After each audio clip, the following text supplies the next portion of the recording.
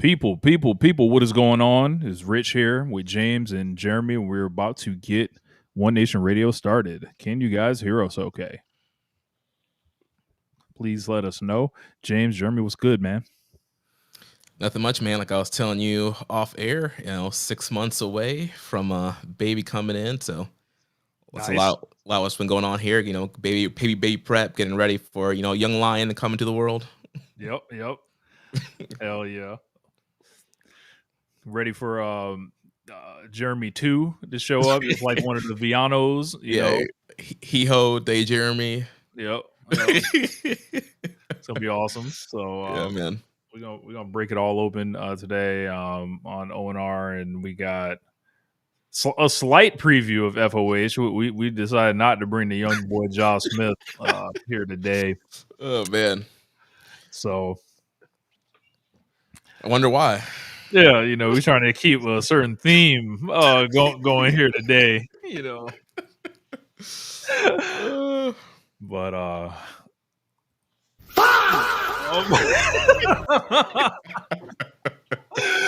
so yeah, I guess James, if you want to bring us in, we can get started. All right. Hey folks, welcome to this week's edition of One Nation Radio. I'm James Boyd. Here we have Rich Latta. What's going on, man? Disbelief, quite frankly. Burn the masters of the preview that we did. Apparently we don't know shit. Except, some things or whatever, but not ahead.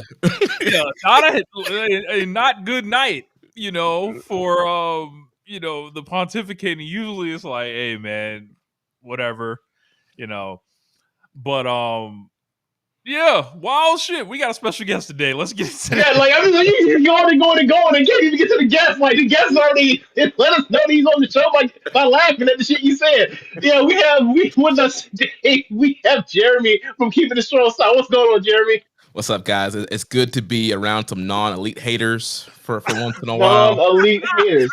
I mean. You mean the new Jahideen? Man, that's nasty. All right, hating going on up in here today. So I don't know so much from my end. I don't know so much about hate as more as like confusion / just more like just putting my hands and being like, all right, y'all go wherever y'all want to go. But yeah, quick thoughts on the show Full Gear last night. We were here basically just to review that. So Jeremy, we'll start with you. What were your initial thoughts on the overall show last night?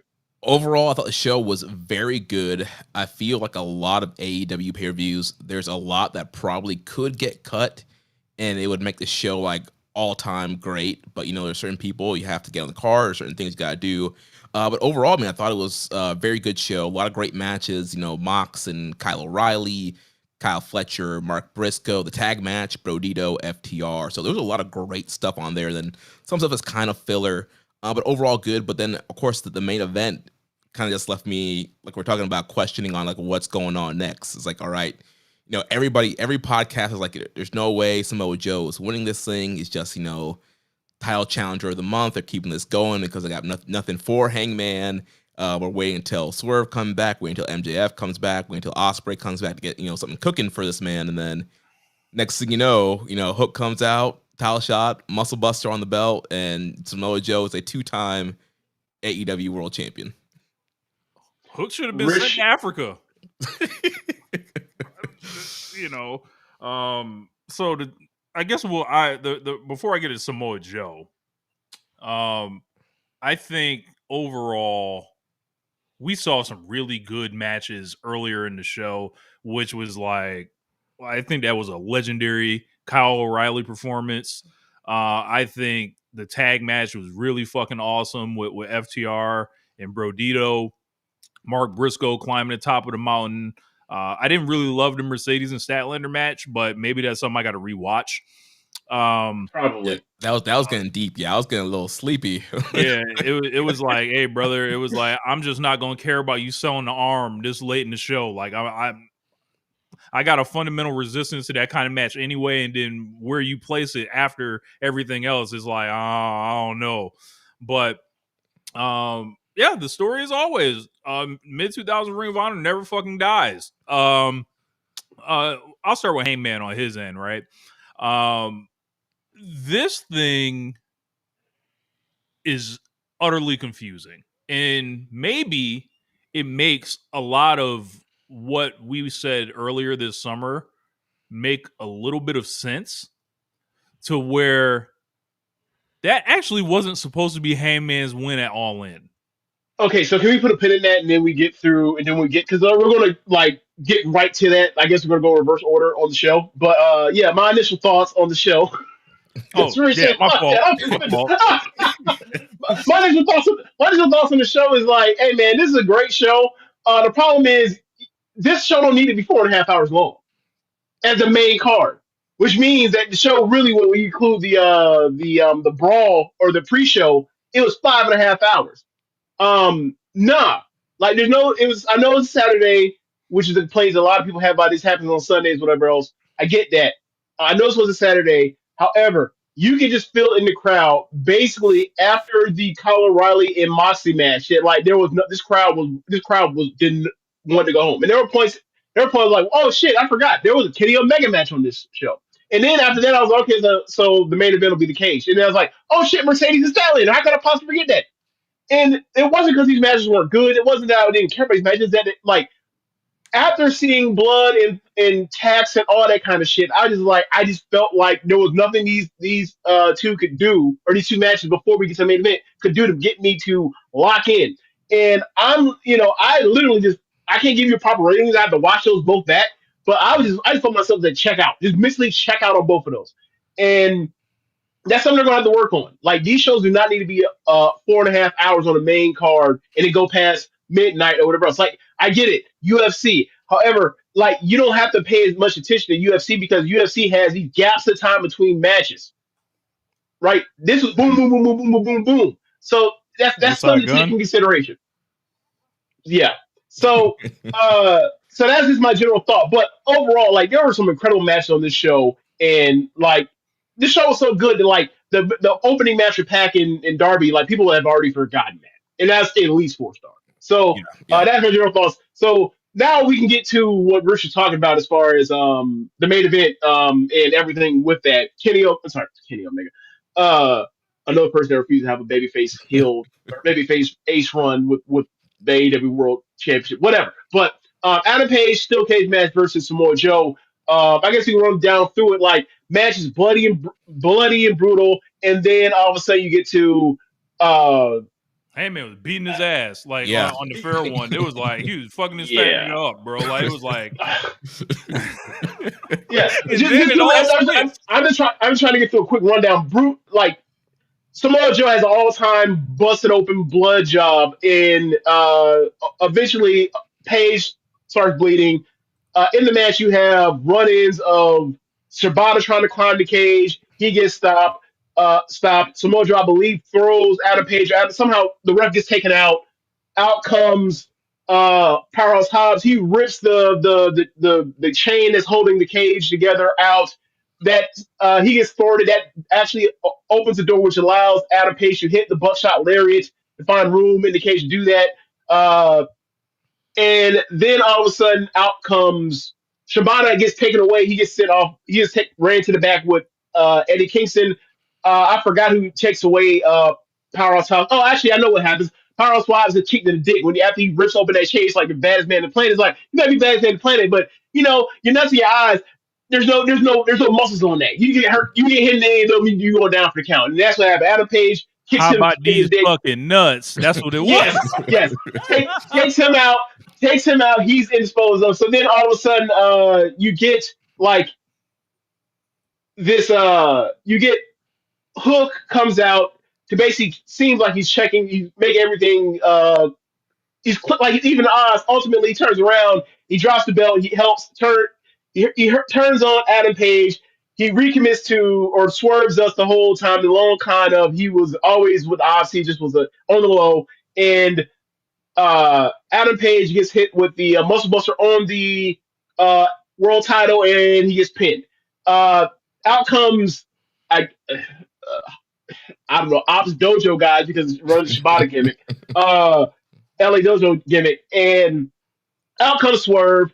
Everybody or Samoa Joe's under the impression that like maybe there's still smoke between and bad blood between, rightfully so, between Swerve and Adam Page, and he's coming to beat up Adam Page. Ultimately, he beats up a bunch of the I'm saying LA Dojo, the Ops Dojo guys, and the actual Ops get out the way, go up the ramp, and then at the end of it, as it looks like there's one guy after Swerve kills a million people. There's the million and first dojo guy. Looks like he's about to get the upper hand on Swerve and attack Swerve. Ultimately, that's at the time when Adam Page comes to. He ends up hitting a move, I believe it's the lariat on the guy, and then at the end of the night, you have Joe and the Ops up in the arena or up on the ramp with a pissed off Adam Page and a pissed off Swerve looking at him almost position like these two are going to get the title back. They go dark. So we can go from. So where do y'all want to go from all this stuff? Well, Like, I don't know. I'll talk about the huge reaction that Swerve got. Like, I felt like I heard women shrieking like when he came up. New theme, Raekwon from Wu-Tang on it, Montezi on it. I'm telling you right now, it's gonna get over. Like, there are people right now that hear it, they like it, and I see other people that are like, I missed the old one, but I have the good feeling about this one. Like, this thing's gonna set up so epic. Like, once everybody like knows the song, loves the song, they can be chanting most danger. Like, I feel like it's hard. Like, he's fucking huge, by the way. That man's been lifting all the weights. He looks like he's put on like 10. It looks like he's put on like 5 pounds of muscle. Yeah, and that's go with like the part where like since he showed up at AEW, he has like he has put on muscle the whole entire run. It is like, and then he's been going for a couple months, and like he's put on even more weight. Not in a bad way, but he just noticeably looks more muscular. Nana's back. Whoa! Got all the laser lights. You can see, but you can see it on Swerve's face that he's put on muscle. His face has gotten more muscular. Like, he got the laser lights. He walked out there and aura farmed, everything. Took his time. To be fair, if I saw 25 niggas in the ring, I'm approaching slowly too. So that's fine. There's no save to be made because they're not in the middle of a match. Yeah. So Hangman laying and dead. So like Hangman, back to the part where I said maybe this wasn't his belt to win originally. And we were talking about how people have been disappointed with this title reign. You cannot feel satisfied if it was like you've been waiting for Hangman to win this belt for 2 fucking years, plus years actually. And this is it. Like, this is getting cut off like Tetsuya Naito got cut off, like seemingly after he won that belt in the Dome against Sonata, and it was just like, all right, well, what's going on here? Is there an injury that I don't know about? I don't think so, because whatever. But I saw this and I was just utterly confused. I was just like, well, why would you take the belt off of Hangman Page here? And then it's like, are bookers just like fucking immune to figuring out how like a top hero can just like do exciting things and beat up the bad guys, and like just everything is for me, it just seems like I feel like societally we could use some good guys beating up the bad guys right now when you're watching pro wrestling. That's a whole different socioeconomic world type angle for this, but I'm gonna no. You're right. Like in the air, like that's a part of the escapism. Like when shit is shitty, you want to have a feel good in your fiction. Yeah, and then like, but there's also this, right? And this is a part of like the beginning of this year in 2025 AEW. Like, in order to have the feel good, you have to have the shitty, right? Which is like which is a lot of happens like post pandemic. There's been a lot of post apocalyptic stuff out there right now, right? Start in fiction, right? Yeah. That's what happens. That's what happens when you're in a recession, all that kind of stuff. You start thinking of post-apocalyptic stuff, and then you get these stories. Well, that was the beginning of this year, and then Adam Page got us out of that, and we were supposed to, in theory, move forward. And then like in only the span of that was July, right? Yeah, 4 months. August, September, October. Yeah, in less than 5 months, we're already back to a top hill, a brand new hill faction. But at the beginning of this year, like the ops weren't a hill faction, but like we already had like Don Callis family, Hurt Business or Hurt Syndicate kicking the shit out of people, and Death Riders. Mhm. All these people are still around.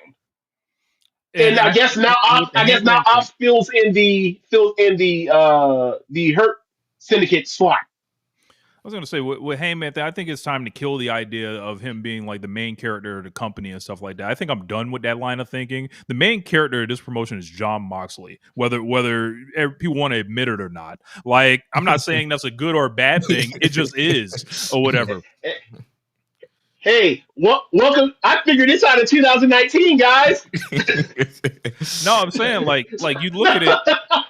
no, hold on. Since you said this, like He doesn't give all up. the people, Like he the didn't. He main didn't give up. character. That's His AEW. thing, bro. AEW has never positioned him as if he's a top babyface. They have positioned him as he's a chaser. He's a chaser. Yeah. I know. I disagree. I And don't think he's a remember, chaser. They just won't book a babyface to beat people's ass month But- by month. That's a But booking problem. I do feel like the first years of the promotion were Hangman chasing. You had him that's my point. failing Jericho at the beginning, and then this whole chase of like trying to find himself, doing the whole Kenny Omega tag team and wrestling the Bucks, and it was always about Hangman finding himself and being confident enough to be the world champion. Eventually beating Kenny and going on that first run. But then after that, I don't know. Yeah, what is the story for Hangman? And they've kind of failed to gets the attention after they put it on him. Like That- it's and like, now this- it's like so they this is don't my give him thing, right? quarter hours. Like they don't give him the main event spots. They push him out the main event and on pay per views.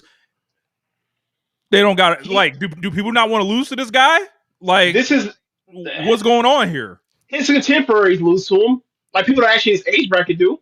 Like, Right? when So you my got the thing- Don so- Callis family holding 11 niggas in it, when you got the Death Riders with all these niggas in it still, I'm just like, where did everybody go? I know Swerve wasn't around. I know Will's not there. It's not MJF is not there. But Omega in and out. yeah, but this is still the most loaded roster ever. You couldn't find anyone to be compelling with this guy for months and pay this thing off and make it worth it for like all the motherfuckers that showed up at All In or whatever. And now I just feel like this is a tremendous letdown. And then you get to Samoa Joe being old as dirt and like, I want this belt contested over by the best wrestlers in the world or people that if you can't have the best matches in the world, you can get damn close because the storylines like carry you there. That's what I'm looking for. Samoa Joe fits none of that. This is a relic from the past. Is Tony Khan just trying to get this nigga in the Observer Hall of Fame or something? What are we doing? Like, I think Joe got the belt. Go ahead, Jeremy. Joe got the belt because Bryan Danielson or CM Punk cannot wrestle for AEW. Jesus Lord. I don't know about all that. Okay, so back to the whole thought of, he was never the main character. It's like, well, yeah, he was never the main character because, like, I don't want to say he's not dependable because he shows up and he's great when he shows up, but he's had a lot of hiatuses, and fair or not, like, when he shows to work, he's as good as anyone, right, in the world. But he ain't there all the time. You know who's there all the time? Barring, having to go to rehab? John Moxley. Like I was looking at this particular cage match card, and I was like going through all the people on there and be like, and just going through their cage match year, right? And like John Moxley got like 27 or 25 or 27 sevens on cage match in AEW this year. He's number one, right? And then after that, you have people like Kyle Fletcher, who's like 20, like in the mid 20s, and then you have like the Young Bucks and FTR, who are in the mid 20s and sevens. And it's like these are the people that every single week bring their ass to work and go out there and go get 35.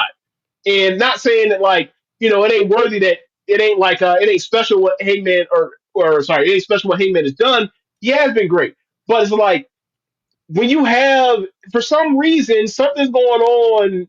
And like like some of the stuff you heard, like this title was meant for Darby Allin. Was like, okay, well, it's meant for Darby Allin.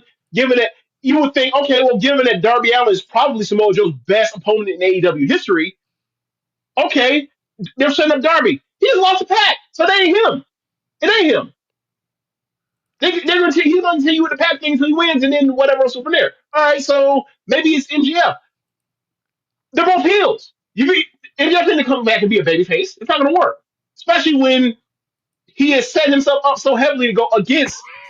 I don't know what you did. Yeah, especially when he set himself up to go against, literally. I don't know what he said. Especially when he set himself up to go against, the babyface triumvirate, right? Of Osprey and Page and Swerve. He's made that a mission statement. So it's like that don't make sense. So like any explanation for like why they did this, none of it really makes sense right now. They have to craft something that we don't see right now. Like John, maybe it's I don't know. Like the only idea I can think is like, okay, well, they're about to do the John Moxley thing where he's about to get kicked out of Death Rider because he keeps failing. They turn him babyface, and then John Moxley is now head towards this. Like, but that don't make sense. He just had a run. He needs to not be around the title picture for like 2 years or 18 months at least. So like they don't have any really good options right now for like Adam Page, so they went with this heel to now face all these babyfaces. Was like, all right, so then he's another traditional champion again, and then whoever beats him for it, like his best, unless they change something in the next few months, their best opponents will all be babyfaces too. So like, why even do this? None of this makes sense. Comment from Trish. She said, James, he had 2 periods away, same as Mox, and neither were a temper tantrum. Well, there is that. Yeah, there is that. There's also this part where it's like, hey, let's go match for match. Who has more matches? Like one person on TV all the fucking time. That's what I mean by main character. Like emotionally, yes, absolutely. Like, and I don't have a problem with Adam Page, whatever else. He should have been the champion. He should have had the year-long run or whatever else. But that's not how they see them. They clearly don't they don't see him like that, and I don't. They see Swerve. They see Swerve as more of a top champion guy than Adam Page. Look at Swerve's one. Swerve got the belt. They had the same tweener and then turned into a babyface. They had the same amount of time. Consider like how.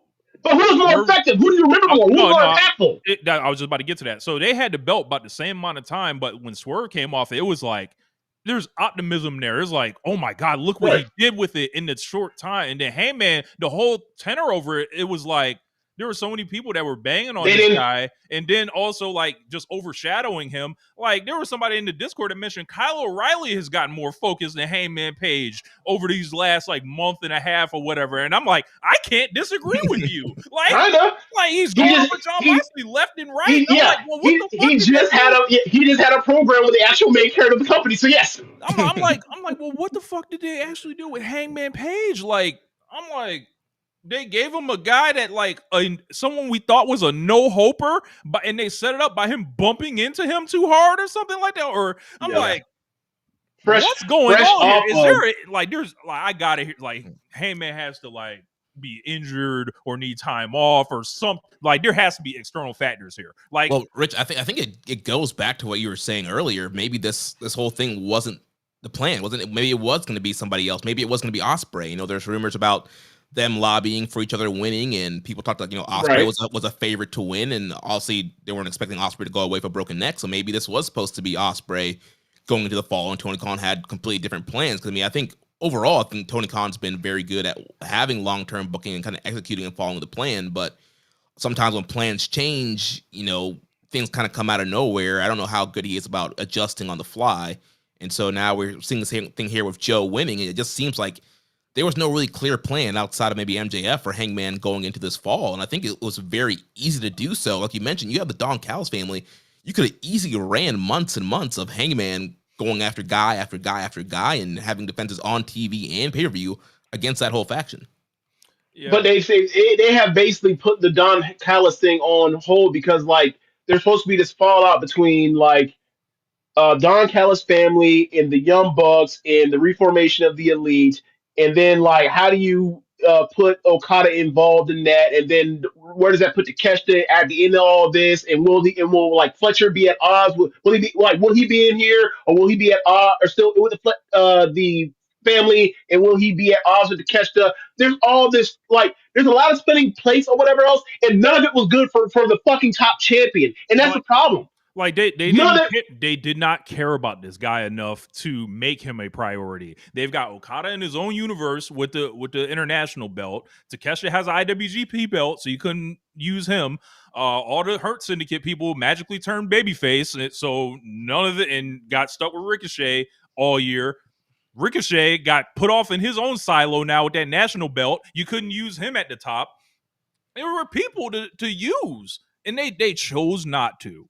Yep. Like, and that's what I mean, right? Like when you are the baby face at this point in the game, you have to start putting big game on the mantle, big game hands on the mantle, right? Like there was a very big deal that Ospreay said, I'll go out there and lose to Swerve. That was a big deal. We know how much we know what Tony Khan went through, the lengths he went to court Will Ospreay to sign with AEW, and then he went out there and did that job for him at I forgot what pay-per-view that was. That was a big deal, right? Like there was no Swerve, or there was no Adam Page gets a big win. Like obviously the Fletcher match was incredible, one of the best matches of the year. But in his position in that company, he's a guy that a year from now that means something. But right now he's on the come up. He just got done with a secondary title. You know what I'm saying? Like so. Now he gets Samoa Joe, and it's like, all right, this is like the tack on. This is a non-threatening person. A non-threatening person wins. Like this is almost like NASCAR winning the fucking red belt starting. It's like, why did this need to happen? And then like why does it need to happen? Put him with MJF, and they did that bullshit match with MJF, like all those restarts and stuff like that. So it was just like, how was there any attempt to get this guy established aside from doing a rematch with Moxley on TV, and then Moxley just rolling over, still commanding the main event, still commanding whatever the fuck after that, like all the quarters and everything else, like the blood and guts match, all that stuff. I don't know, like, but hold on, their back was against the wall with that one because like they only sold that women's match, and then the women's match wasn't moving tickets, so they had to make Conglomeration versus Blood and Guts. That's what I mean. All these spinning plays are happening, right? Like for example, right? Like the people thought that okay, this could be a way to get the Darby because they're trying to get the Darby earlier last year. Darby has basically got his spot taken by going to the Himalayas, to Page, right? So, all right. So Darby's Joe's best opponent, but he just had Darby lose to Pac in the opener. So it ain't him, right? But here's the thing, right?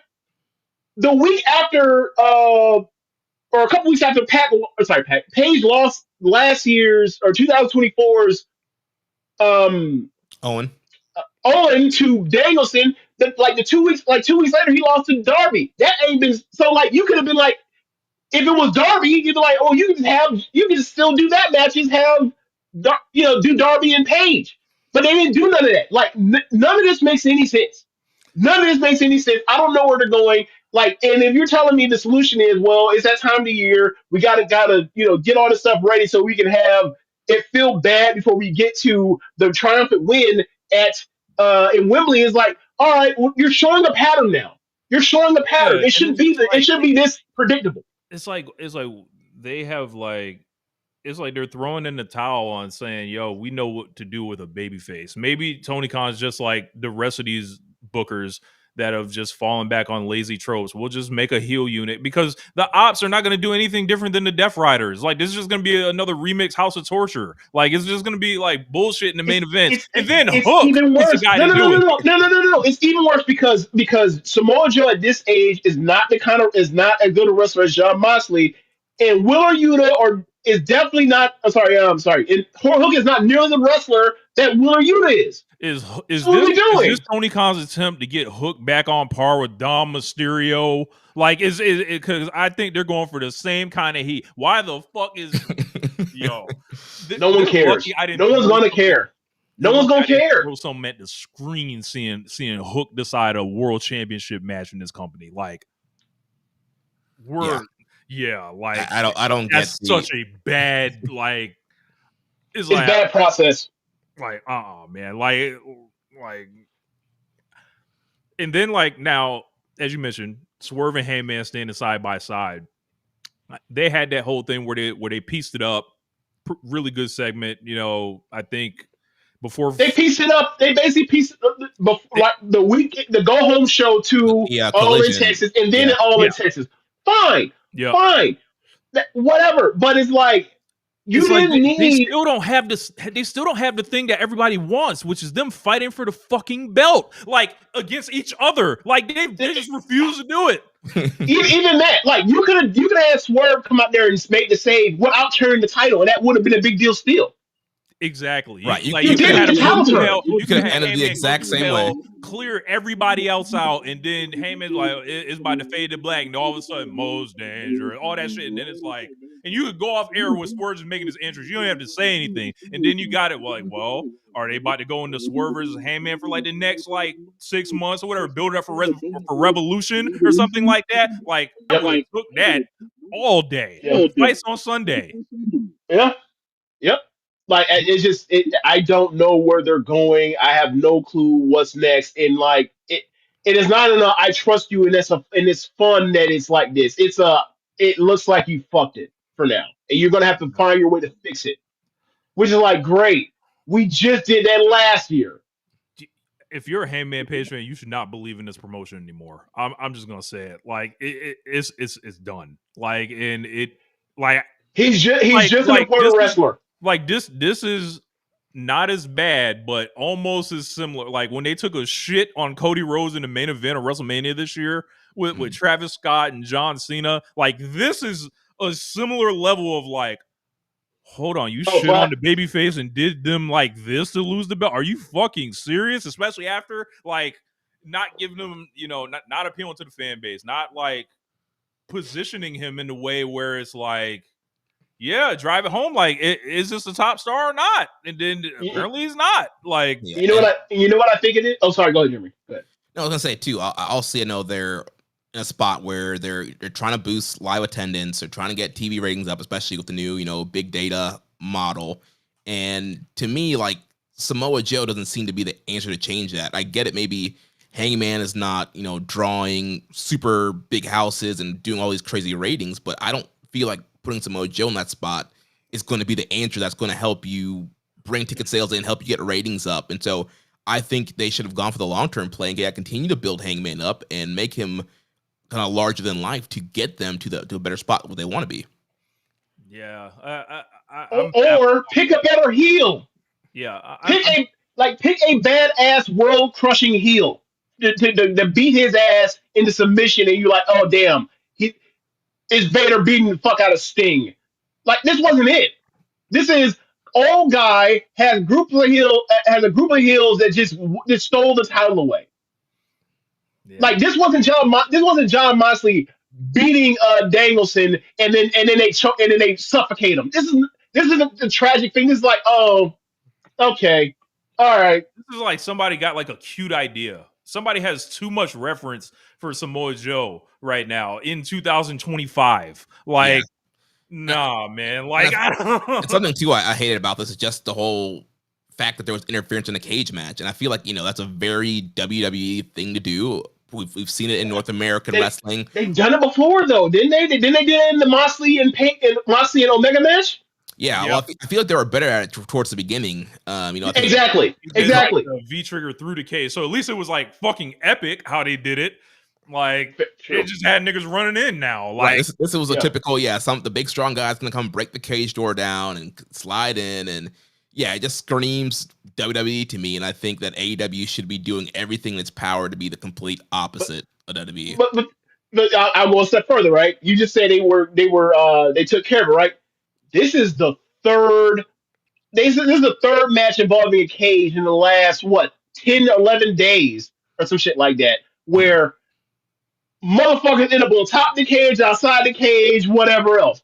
They did back to back blood and guts war games matches where motherfuckers got out the cage or whatever else on back to back, on the same show, and then days later have a cage match and motherfuckers get in the cage again. Okay, all right. All right, whatever, bro. Whatever. Y'all got it. Y'all have the most passionate fan base for a top eight phase right now going. You got them. And they Look, took a shit on you know what I think he did? I they think he said opened we're up gonna their change the buttholes title. and shit on them people. You know what I think they did? They said, you know what? We know y'all secretly want Swerve and Adam Page to fuck each other. So we'll take the belt off them and then we'll put them next to each other. So now y'all can go ahead and get off. Y'all can get off. And he thinks like that's all it is. Like, no man, there's more to this. They think that dude's special, and he is special, and y'all don't. There's a disconnect. They There's just don't a get it, disconnect. man. They don't get it. And like the fact that we're like that so many people is like they will say, yeah, you know, there's you had to do something like this, or I'm like, yo, you can do whatever you want. There's levels of guys like Cool. Do it with Fletcher. right, exactly. Like Mhm. there's a class of 35 and under guys. There's a class of 30 and under guys. Like there's like new stars that you can use in these spots, and where it's like, okay, but like all I see is like, all right, the like people talk about missing shows. Samoa Joe missing shows all the fucking time to go shoot like the Sweet Tooth joint, the Twisted Metal thing. So it's just like, Yeah. uh, like But not during this time of year. This is the money year. Like the world, like when it is the winter, it's big nigga season. That's what it is. That's what it is. It's big nigga season. That's how they treat it. It's time for Joe to be champion. Then he'll lose the belt. And then he'll fuck off after Wembley or All In, whatever you want to call it. I mean, question Sour said, isn't Hangman a draw? I swear I heard Tristan Sarah go over the numbers and prove that was weird grifter sentiment that he isn't a draw. I mean, there are over 10K in this building, I want to say. The St. Louis number was a little disappointing, but all the pay-per-view buy rates have held firm. All In did great. So, But that I wasn't don't the main know. event. This work that yes, the St. Louis was disappointing. What was the main event? Oh yeah, exactly. They He won the main event. right. Yeah, That ain't taking to John Moxley. John Moxley will be champion again in the next 18 months. Right, like they picking and choosing, bro. They picking and choosing. Well, my thing is this: I don't care about who's. I've always said this: I don't give a fuck who's champion. But when they're a champion, make it make sense when they win it, who they're facing, and who is setting up, and to make the title scene make sense. Like, Is this the real first shock change? Like to where it's like kind of nobody ahead of time like could have called it. Like I know we had the unification with Punk and Moxley that one time on TV, and it was shocking how they did the match, but not the Mhm. actual result. One of them was gonna win. We like Joe was a legit no hoper, it felt like. right. Yeah, and real quick, back to the comment about Hangman and business. Like, I think also, yeah, Trish and Sarah have done a great job at showing areas where he does move the needle and in merchandise and quarter out stuff like that. But the comment I made earlier, I'm referring to just business overall. When you look at what they've been doing this year compared to previous years, just like people coming to Dynamite and Collisions and pay-per-views, it has been down a little bit, and I think they are still trying to find their answer to what that is. And like Hangman was good, but also like there wasn't this huge wave of momentum, a rush of a comeback with him as champion. Yeah, but the idea of I get what you're saying, right? That's They true. would never treat a heel like this. They would never treat like they didn't treat Moxley in the Death Right when that shit was a sinking ship. They committed to it or whatever. They did not commit to Hangman Page. Like, Yeah. and I can't find anything that show was like with the MJF thing. You know what that shit felt like? You remember when Bret Hart won the championship back, or excuse me, when Diesel won the championship from Bret Hart in Bob Backlund in 1994, and they were like, "What are you Yeah. gonna do for your first defense?" Oh, we're gonna make you go to a double disqualification with Bret Hart the next month on pay-per-view. And it was like, huh? And then he was like not main event in WrestleMania. And by the time he got off it, it was like you look at the whole reign, it just got set up fucked up. That was that MJF and Hangman match where it's just it got set up fucked up. And that also wasn't the main event. Yeah. Yeah. I just don't. I don't care if he's a champion, but you got to make it interesting, and it's got to be somebody that is quote unquote can go out there and have a match capable of the shit that can follow the shit that happens on earlier on these shows and on the AEW pay-per-views. And early Death Rider John Moxley wasn't that. And Samoa Joe ain't gonna be that. So why do it? Why do it?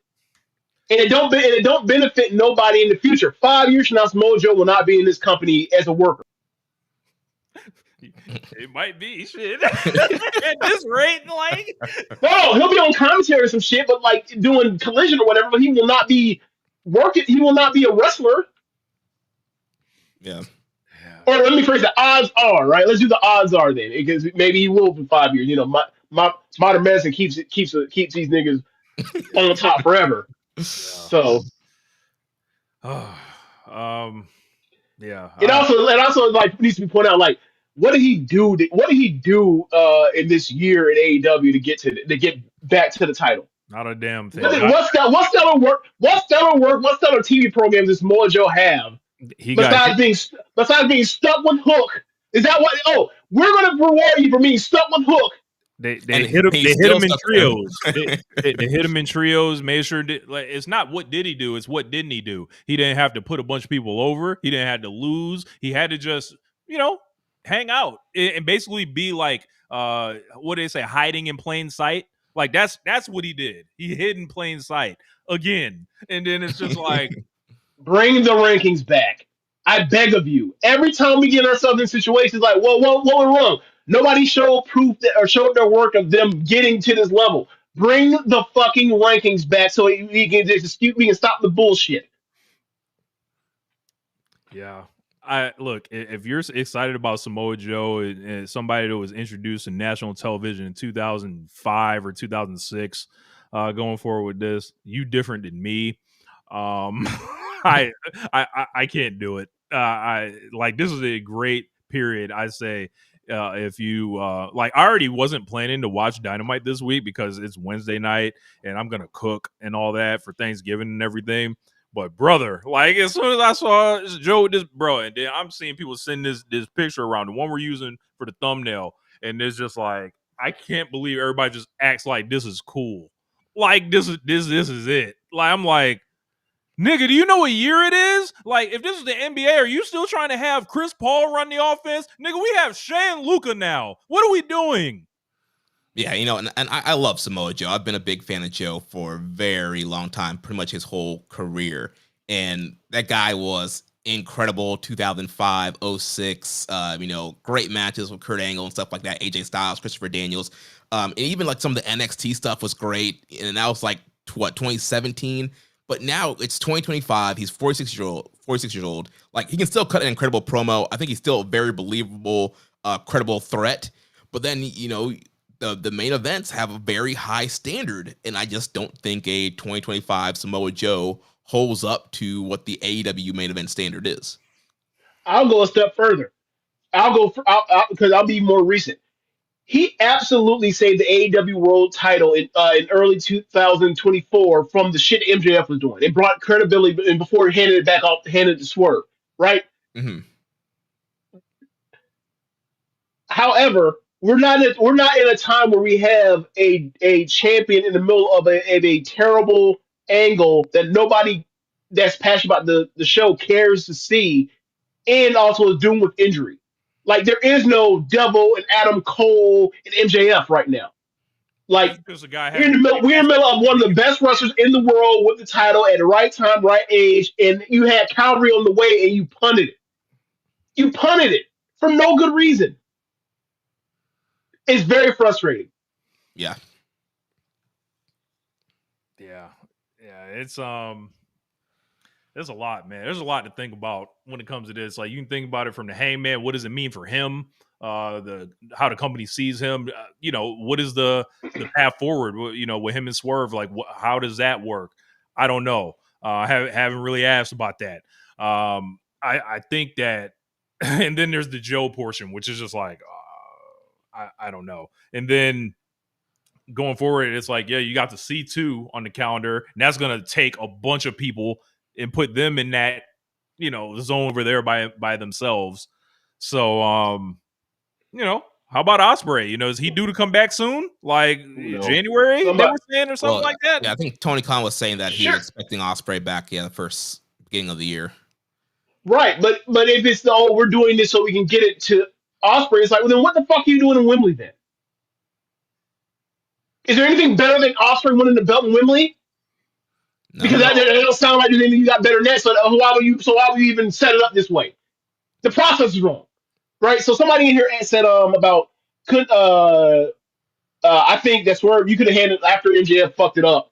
They could have handed the belt right to Swerve and skipped the transitional title run from Joe. I say no because Swerve was still a heel at that point in time. So you got to find a way that get people to actually like, in character wise, and be like into him as a babyface. So yeah, he was necessary in that way for Joe. Or he was heading towards babyface. Like, Right, but I'm saying that's the route they went with it to get him to there. Like have Joe have a transitional reign as a heel, and then you have Swerve take it off of him, man, and doing it by like that triple threat or whatever else, where it's like, all right, like Swerve is failing or whatever else because Page is in the way.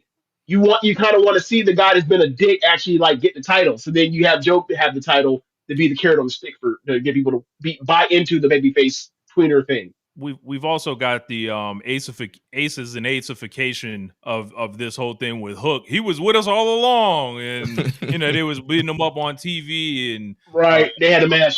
Hook might have been submitting on purpose and shit to get Joe the title match, and there's just a bunch of like Marty McFly's own like shit to like settle with this, and then He was in that number one contenders match getting his ass whooped. Absolutely, it was he like actually was in that match getting his ass before he tapped out. Absolutely. It's like what about Eddie Kingston's role here? He's been tagging with Hook, and then you just That's gonna be fallout for like Eddie Kingston or a Eddie Kingston versus Hook or Joe match. Where like that's the reason why they had Shibata and him run to the back because get him off the table so they can handle that after this. But like they absolutely killed Eddie Kingston because they had Eddie Kingston stuck with Hook, which is my point. Hook's an anchor. So why would I after he he's look, Jericho's about to be in WWE fucking around with Hook. Right? You got Joe beginning of this year trying to carry him and didn't do nothing with him, and then all of a sudden Oz got hot the second that Hook got hurt. What a coincidence! What a coincidence, right? Right. Then you have Eddie Kingston come back and then mentor him. It's called. Go back to one point, James. Like these folks try to run one of my favorite wrestlers of all time out of this company over the Hook. Like, right. No. Look, right. He's gonna make them pay for that. Right. And that was a big part of it, right? There was also the other shit, but like that definitely didn't help, right? So then going back to what I was saying, like then all of a sudden Eddie Kingston, he comes back on pay-per-view, he's cold as a block of ice doing this Hook shit. He's all stuck on Saturdays after he was a Wednesday guy forever, right? Shout out to FTR. And then like now Joe is, after Joe gets in the title picture, getting away from fucking Hook, right? And now champion, and now Hook is the person supposed to be the person, like the dominant Mysterio heater. Well, are you the heater? And it's like, nah, man, nah, he's not as good as the other two. Flat out. No one's gonna care. No one's gonna be the man. People more perplexed and pissed off. Bro, the second I gotta see this man stand up in front of Swerve with their shirts off, I'm gonna be like, all right, man, get the fuck out here. Like, you punch him straight in the chest. Fuck this. Like, bow. Oh man. Yeah, but I guess, do we have anything else like on this thing? Like, I think this is really bad. I think Samoa Joe's the champion sticks. And Hangman Page, this man's a tragic figure now, James. I'm saying he is a tragic figure.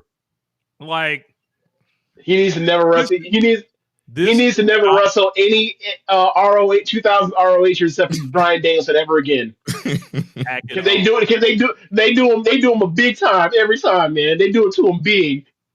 Like, it's crazy, bro. Like they have fucked this guy up, bro. Like,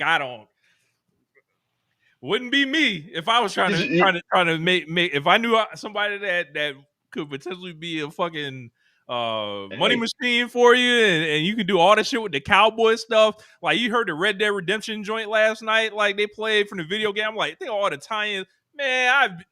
we be making a bunch of money with me booking Adam Page. I be rinsing them Hangman Page fans. Well, how about this? Everybody be wearing them tassel jackets.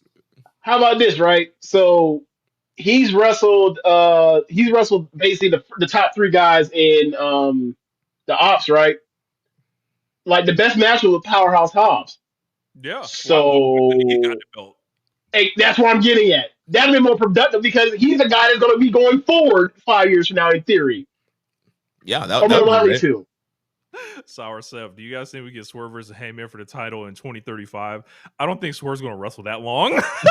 From everything I ever hear, he plans on laying it down early. Look, this is cycle abuse, right? I always talk about this all the time with you when it comes to Shaq. Like Shaq was got a lot of criticism that was unfair early in his career because he won the genetic lottery and no one ever like celebrated, Goliath. No one does that, right?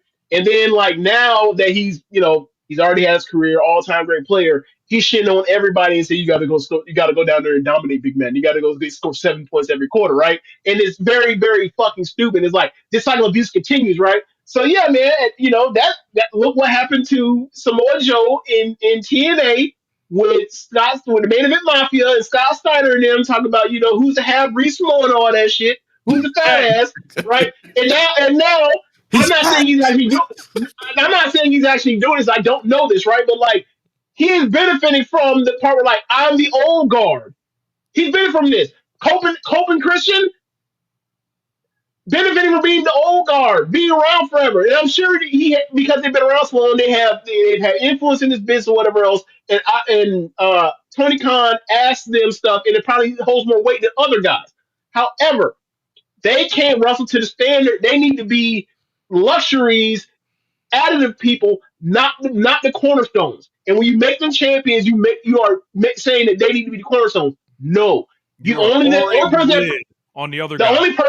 that was worth it to do that, or the only people that were worth it to do it at that time when they were around in their prime were CM Punk and Danielson. That's it. These other niggas, no, they weren't. So when you was out here putting fucking Jeff Jarrett on TV, right? He was out here putting who else old niggas on TV? I feel like some five coming. They putting these old niggas like no, there was no need for that. Like Copeland? Here and there spots. Who? You said Copeland? Yeah, Copeland Christian. Yeah. Oh. Like it ended up being a problem. And Christian, when he was around, he figured out how to make it work, and that's why he don't get the kind of shit that Copeland does. Because he figured out how to play the game. Yeah, I'll go and do a title match and I'll lose Kenny Omega. Yeah, I'll do this at the third. And then he finds Pac in his own universe to be in here on the side where he don't put nobody over. He only loses matches where someone else takes the pin or whatever else and all that kind of shit. He figured it out, but it was low stakes. Now we got Joe here. This is going to lead to resentment. And I don't think Joe really, is like that. But we're in this era, people are more vigilant to the bullshit because people like Joe suffered that when they were this age, when it was their time to be on top. It's sick. It's a perpetuating cycle of bullshit. I hate it. I hate it, man. And it's so look, when it's time, like you say, you don't know about Swerve and Page. Look, Swerve gets treated better than Hangman has. When it's time for Swerve or it's time for Page to be around in 2035, it's time to recruit. I said, well, on the front. It's time for me to get my wins back. Yeah. So when it's time for Kyle Fletcher to be the guy, sorry, brother. You will lose me forever. I will never put you over. I'm gonna treat you like you guys don't kill me. No, never. It's never your time. Oh man. Yeah. Amazing. Let's move on. Semi-main event. Mercedes Moné versus Chris Statlander. I feel like they were beating you over the head going into this one about what the result would be. Jeremy, what'd you think of this one? Yeah, so like we were kind of mentioning earlier, it was a good match, but at this point of the show, it's like, all right, it's been a very long show. I'm tired. It's hard to get invested in this matchup, and I felt like the crowd was kind of like they're tired too. And I like Stat, I like Moné, and also I think they've been in a great job building up Mercedes as this world beater, going around the world, getting all these titles, getting all the Mark's mad because she's counting belts that shouldn't be belts and all this stuff, and they've done a great job with her. And the Statlander win, it's kind of came out of nowhere, and I mean, it's been all right. I don't think Stat's the best talker, but she makes up for that in ring. But for whatever it was, like this match, like this wasn't their best match. Like they had like 2 killer matches without last year on pay-per-view, and had great chemistry. But here, I just felt like it was the wrong spot on the show. Crowd was tired. I mean, there was some good stuff in there, but at the end of the day, it was kind of like, all right, I was like, let's get to this main event. Yeah, really quiet in there. I gotta say, it's gonna be hard with the body part matches for me to begin with. Seeing the arm selling, I feel like even the leg selling is more compelling. But for me, there's almost nothing faker in pro wrestling than body part matches, because then it's just like, well, at what point are you gonna protect yourself? And then for me, I don't think people would just sell out on one specific area like that offensively. So it's like, because you get your ass knocked out, but I mean, better yet is like, hey, if you protecting this so heavy, other parts of the body are open. Exactly. To be exposed. That too. So like when they do it, and I'm just like, it just felt like the wrong tone for the match. The build, I don't think, helped on this. It was almost like it was like, can you see Mercedes finally win the belt? But everything just felt wrong. Chris hasn't really got it going yet, but they've put her over some heavy hitters to begin this thing. So it almost makes me wonder where they're going with that. It's funny, if anybody should have got cut off, I think you could have did it here rather than with Hangman Page. But to be fair, the women's division is more precautious. It couldn't be potentially more volatile as well. So you have to treat it with extra care, because there's one spot for the world title match. There's the tag belts, and then there's the TBS belts. And in this case, we only got 2 of these spots working here tonight. So, I think, look, I think Mercedes has done and they've done a great job with Mercedes into making the dumbest people terrified she was going to win. I saw people celebrating that she lost. I'm like, how did you not tell that she was going to lose? Right. It was like the whole time they've been telling you she's not focused on this one belt. The whole time. That's her long arc or whatever. Right. Yeah. I love the story that they're doing here. It's like, the one belt she really wants is the women's world title, but she can't get it. So she has to go and inflate her ego and go around the world, win all these other belts that she can win, and make herself feel better. But the women's belt, the world title, is what she really wants, and she keeps failing to get it. I think it's a great kind of character flaw, and great story. And you just have her chasing as she wins more belts. It's like that's not making her happy. Like it's like she's getting all this stuff, but the one thing she really wants is the women's world title. Right. We got a comment. I don't know if people in the crowd was calling Mercedes all sorts of shit, was over the moon when she lost. It was crazy. Hey, look, the Mercedes shit at All In was crazy too. So and it radicalized the Mercedes derangement syndrome. Like if it wasn't her, they would see the story and be like for the same reason, right? Like when heels act this way, like it's obvious, right? John Moxley, I don't know if you saw the recorded promo he did backstage after the match, right? He is clearly coping, and the rest of Death Rider is looking at him like, "Oh, this ain't the guy no more." Claudio finna what do you call it? Finna oust him like a dictator soon, real soon. He looking at Moxley, he look at the camera like, "Oh, curtain. I'm finna slide." Get that man that that Batista, Yeah. Yeah. So, but it's not Mercedes Monet, but it's not Mercedes Monet / Sasha Banks. So they clearly can see the story, as opposed to this is gigantic ego thing. Gigantic ego about going to work in the fucking Indies. We already made out $1 million deal. What are you talking about, man? Yeah, it's amazing. It's amazing. Have you not what egotistical people do? Not lower themselves to that because hey, my main job is this. If I get hurt, I'm fucked. Yeah. And I just hurt, and I broke my foot or whatever 2 years ago. Right. Get a clue. Right. So yeah, whatever. But yeah, as far as the match, from what I saw, I thought the match was really good, but I just couldn't be compelled to it because I was so tired. Mm-hmm. Yeah. I just wanted to get to the main event and get the fuck out of there. And I'm probably gonna say the same thing on the match we do that we cover right after this. The trios match. I feel like Mercedes needs to learn from MJF and figure out, get that opening match pop. Get in that spot. Well, you know what? Right at the start, One thing to notice. Women's match, second match on the show on the main card. Women's match, second to last match on the women's card. They did not set these women up for success in that way. Yeah. Now, I will say this, because Mercedes Statlander, they out wrestled it far better than that 4-way tag did, but it's still not setting up for success.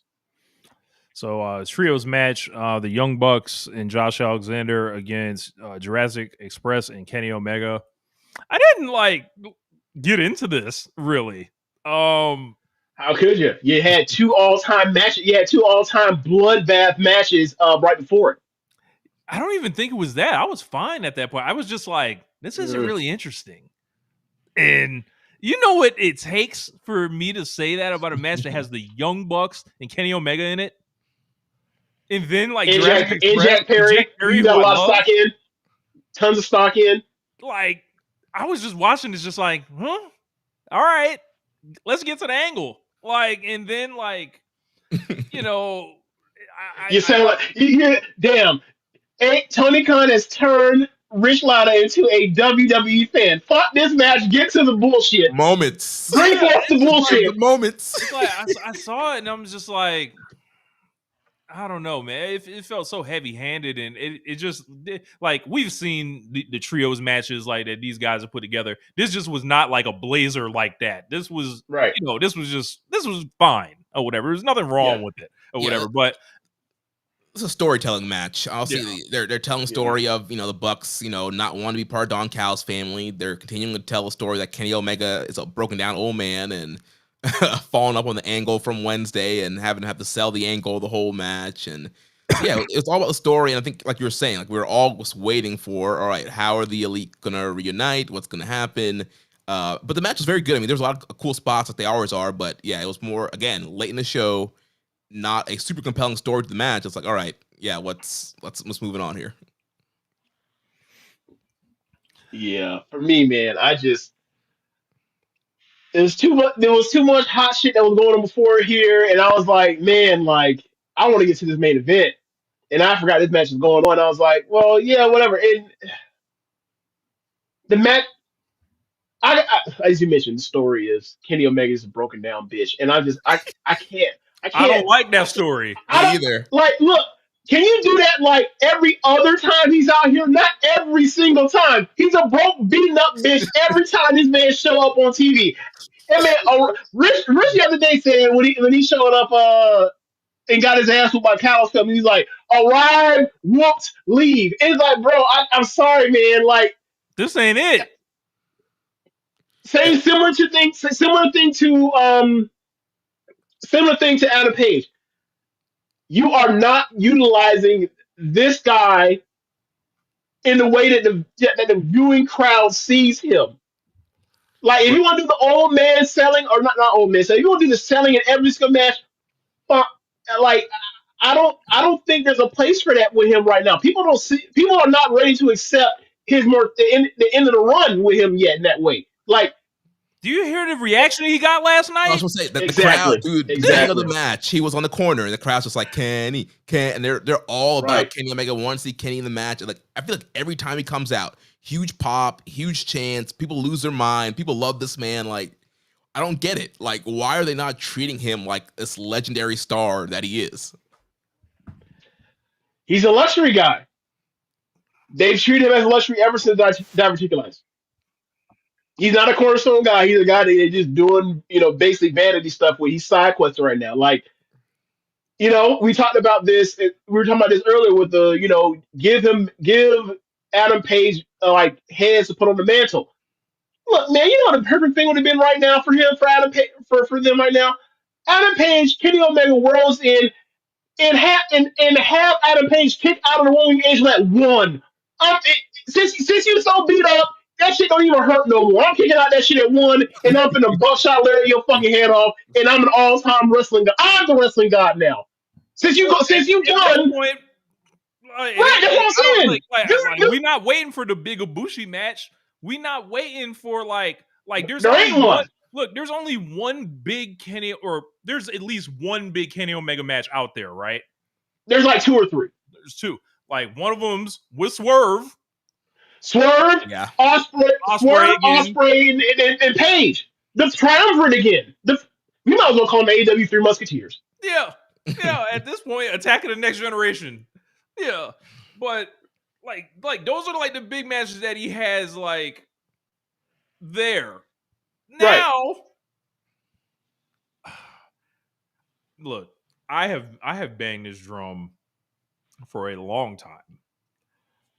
I have said, like, if you lay his year out on paper, if you pull up his cage matches, just like look at the matches, you'd be like, oh yeah, there's a lot of stuff there. There's a certain amount of 8s, 9s, whatever the fuck, right? And when you think about it, it's like, hold on. Like, nothing narratively is strung together. It's just unsatisfying. It's just like, he's been stable to the Don Callis family since 2023. I'm done, bro. Like, Kenny Omega narratively is a deadbeat father right now. That man's in and out. That man be in and out. Sometimes he hears something, most times he's not. This man is here for the first day of school and graduation. Wow. Hey, check that comment, James. I've been saying this since day one of AEW. I mean, hold on. They already did that first, but they already. Okay, so Kamatani and Hangman, like that whole thing, like you think about it, like that's always been the thing. Like my protege, I'm putting over. Like that's the whole thing. That's been the whole thing. But it hasn't been nearly to the extent that Tam put over like Kamatani was like, all right, I'm gonna come to white belt champion. I'm gonna get you into the white belt scene, and then I'm gonna make you white belt champion. I'm the red belt champion. I'm not gonna do a job to who was it? Oh my god. Where's Red? In Ice Ribbon, Julia Apprentice, if you will. Awesome as fuck. High speed wrestler, but she's awesome. Oh my god, I'm blanking on her name right now. Rich, you gotta help me out here. What promotion is she in now? She's in Stardom, was an Ice Ribbon with Julia. Had a connection. I'm blanking on the name right now. I can't believe I'm blanking on the name. Suzuki. Yeah. Sorry. Not gonna put over Suzuki because my whole idea is a person I'm gonna bait the red chip. Who I'm gonna put over the red belt title is Kamatani. I ripped front of my knee. We're gonna do it again. We're gonna have this whole thing. You beat for the red belt title. You retire me, and you take my move. Right? Like that's what Kamatani did or that's what Tam did for Kamatani. Right? Like. Not to the same extent that far where it's like I need you to retire me and take my moves and all this shit and all that kind of stuff. But like that's what Kenny Omega set up around with the tag team run, with the betrayal, with the Young Bucks and all that kind of stuff, with all of that stuff towards that the first time around 2021, 2020 through 2021. It is like it would be a great full circle moment to get to this point where like he was the man, he was on top. And like, there's even though he beat him or whatever else, he still, can he put him away? Like, can he fully say like it's over now? Every time we wrestle now, I'm just above you, and it's no longer even a rivalry. It's not even a story now. Like it, similar to Tanahashi and Okada, where it's like every time they face each other, you know what it is, but it was such a full amount to get past the person. But ultimately was the whole idea was like. I have somebody I have hand chosen to succeed me. Right. Like, Kenny Omega kind of already did, just not to the extent that Tam and Kamatani, because like Tam was ridiculous with it. As far as I'm making sure this person is my person more than anybody else. Maybe it was like even though it worked out, but like let's say it didn't work out. Let's say Kamatani, maybe if she chose wrong, you'd have been like, oh, that was a terrible mistake. This is a detrimental promotion. Like that's how far the Tam went for Kamatani. But Kamatani just happened out of all the goods. Kenny also picked Takeshita too. Like there's another like the nigga spread. Look, he spreads the seed around like the real Gene Blast. Yeah, the real Gene Blast. Oh man, wow. Don't get yourself in trouble, Jeremy. Yeah, take it easy, brother. So yeah, but yeah, like I mean. They link back up I don't know match. Right, they link up after the match, but it's like, okay, so I want to see them in trios action. But it's like, oh, who's champions? Oh, the Ops. Right. Awesome. Like what happens? Does like Samoa Joe say, "I'm done with this. Look, I got the real belt. I don't need this here. Take this and take these L's with it." Like, what do they do? What do they Freebird. do? That's funny. That would be funny. Free bird with trios times where it's sporting. Oh man, that's nasty. Yes. That's really nasty. Yes. Any Look, of the 3 or 4 of us can be in the trio. Imagine if the Don Callis family ran that bitch. You could have 4 different units. Look, you know how AAU teams they have. Like, this is our A team, this is our B team, this is our C team. Like any person could walk. You don't know who's gonna walk out. It's just Don Callis family that just walks out. But I know y'all gonna be pissed when like they get the titles back, and the first thing they do is start feuding on every single iteration and variation of the Don Callis family for the rest of the time. Yes, they're gonna do a round robin through all of them. You can get a That's gonna be Punky hilarious. Vice and Archer. Oh my god! You're gonna get Aussie Open and Takeshita. You can get Brian. You gonna get Hedges. You gonna get Brian Cage. You gonna get Brian Cage, Hechicero, and Trip Beretta just cuz. Like, what the fuck is this? Like, what, like it's literally more things than Wu-Tang. Like, you know how many variations there are of 3 people? How many combinations you get? It's gonna be crazy. It's gonna be crazy. Wardlow, Andrade. I forgot about Wardlow because he got hurt. Oh shit. Oh man. Yeah. Maybe he could come kick it with the Elite again. You know, maybe, like, it might be the best thing for him. You know, at this point. I don't know. You know, maybe that would piss me off. That was said like he lost the title just so he can hang out with his friends. Like, wouldn't it be better if like you finally get all 4 of them together and Hangman's champion? They never did that. They never did. They never did all 4 of them. They never did all 4 of them together while Hangman's while the torch has been passed from top. The front man is Omega to the front man is now Adam Page. That would have been a better story. We just had a comment a little earlier talking about, they just had Hangman and Omega reunite. Neither of them got to talk about it on screen. And then Kenny was basically used to set up a title match. And we never heard anything about it again. Yeah. We don't, like, hey, this is not serve Hangman. I'll do you one better, right? When Don Callis family was beating on Omega's ass for multiple, you show up, you show up, we whooping your ass like you showing up to school. If you walk this route to school, we finna whoop your ass, right? When that was happening, how come they never went back to Ospreay in their connection from the beginning of the year when they were facing the Don Callis family? They didn't went to that. They just like, we're in the separate universe, like we the different, like what? Yeah, that's a lot. They just silent people off. Like there's no shared universe no more, except for all-star tags where people get $100,000. They only in it for the money. Yeah. There's no community no more in AEW kayfabe wise. No. It's crazy. No. You need to care about one another, Especially at the beginning of last year when it's like, all right, you got Don Callis family, you got Her Syndicate, and you got Death Rider whooping everybody ass. Y'all need to link up. Yeah. Like what they telling y'all, strength in numbers? Why haven't y'all got the hint? Like right. This reminds me, Floyd of All Things Elite always says when he grew up, he always wanted to be a bad guy because the bad guy friends always had each other's back. He's like the good guys, like they ain't never had each other's back. They always got whooped and then help each other. yeah, that's right. Oh, man. Speaking of getting That's whooped, funny as shit. AEW TNT no disqualification match. Mark Briscoe and Kyle Fletcher, brother. Match was awesome. This was an incredible match, and they followed an incredible match, which we'll get to in a second. Yeah. Jeremy, what do you like? You watched Mark Briscoe for a long time. Mm-hmm. How do you feel like he's like adapted to like being a singles wrestler, and then like this is like a high moment for this guy? Yeah, and the thing for me is like I feel like he's always been a great singles wrestler because throughout Ring of Honor, there have been several times where him and Jay have feuded. They've been together and have gone their separate way. Like they've been a tag team while Jay's the world champion. He's a TV champion. Like he's done a lot of single stuff in Ring of Honor. So I get like they're trying to make it seem like he's not a accomplished singles wrestler to kind of tell his story. But I feel like Mark has always been great in singles in Ring of Honor. And so I think he's done a great job as well in AEW. And he's a guy that's been super over, where it's like, man, you really want to see him to win. Also, there's a whole compelling story there with him losing his brother, and they've done a great job building him up as a top babyface. And you really rally behind that guy. You know, we watched that documentary they did of his family in Texas, and I just think there's such an upside with Mark Briscoe. I think he's one of the hardest working guys on the roster. He goes out there, whether it's Dynamite, Collision, pay-per-view, and he'll go out there and kill himself every single night. And yeah, he's super impressive to watch. And so it's great to see him, you know, being elevated and getting this moment here. I loved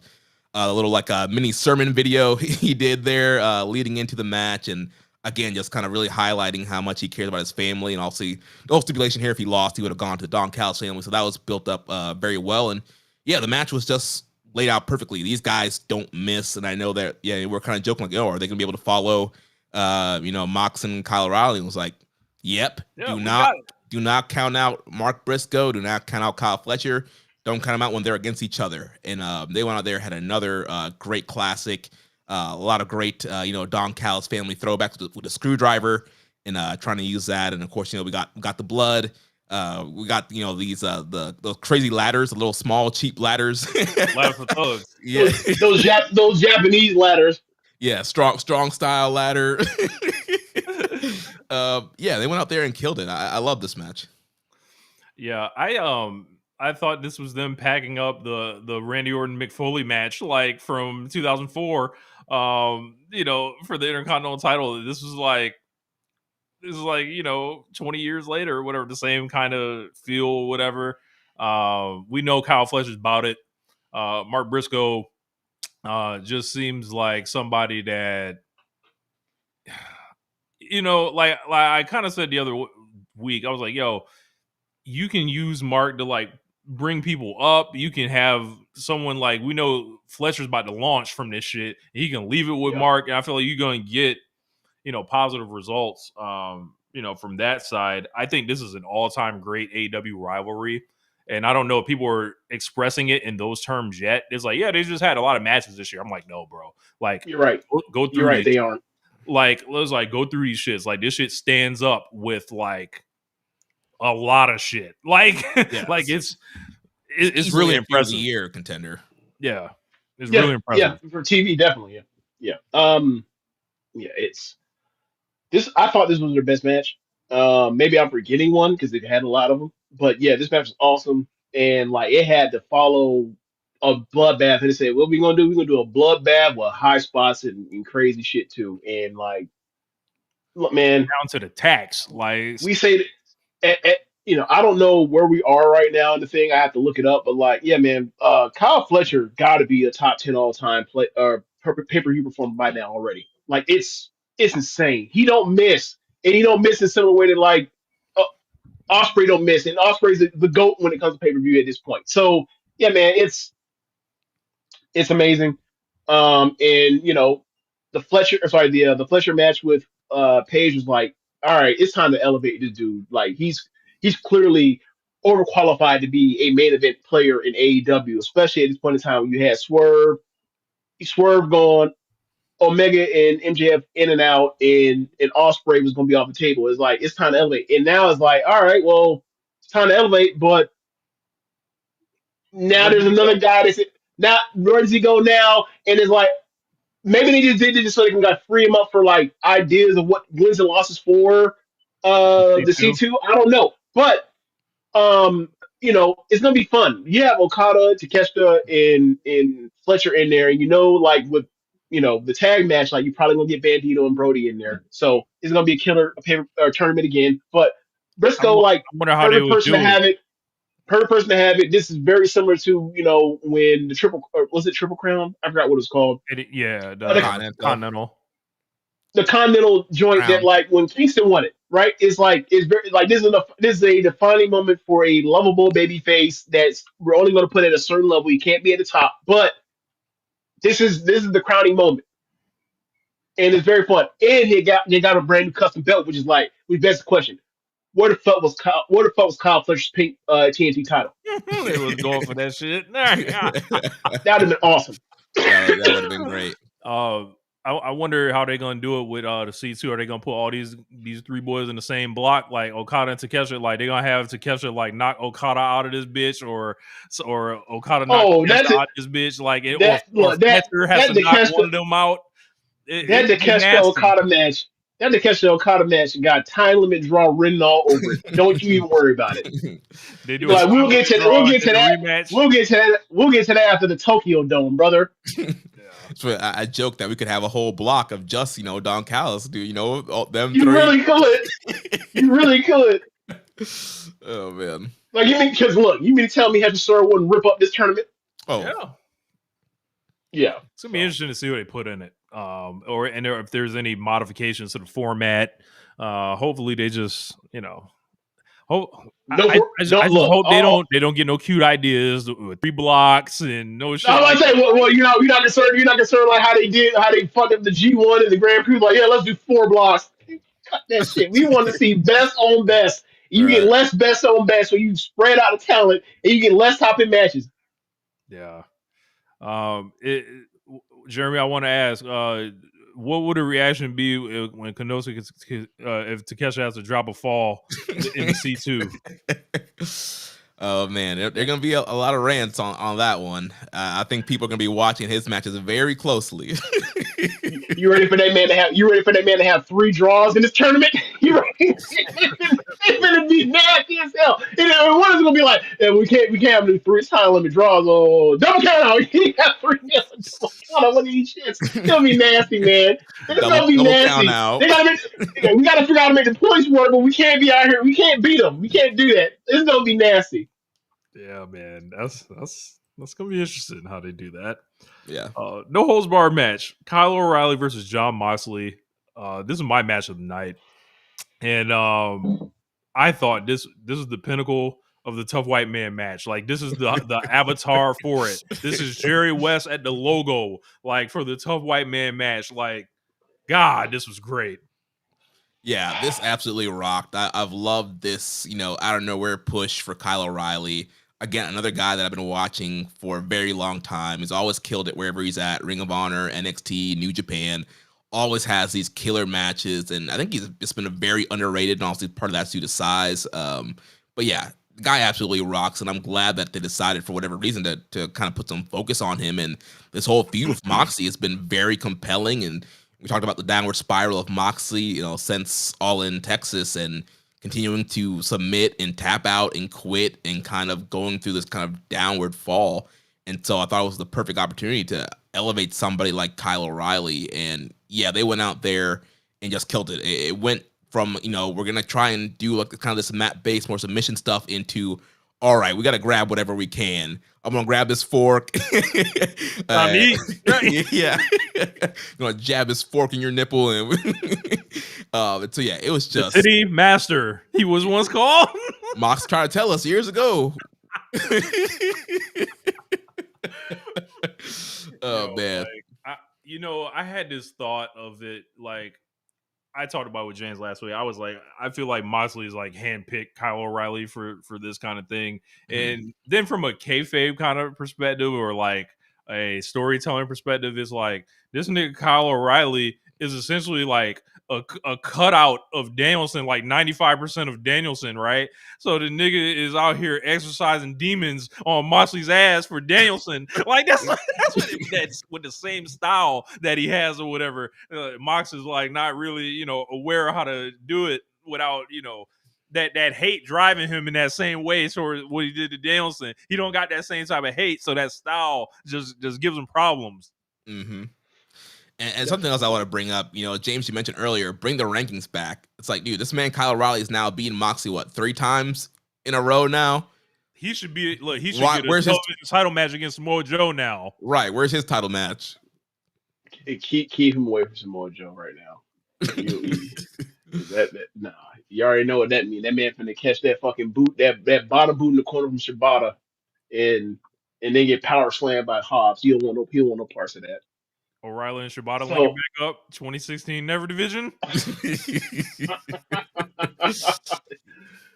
You know what? Now that you say that, you ain't look. We talked about that. Like now, that means it's time to get Kyle O'Reilly's push because now he was wrestling in big spots a decade ago, so now it's time to really get pushed.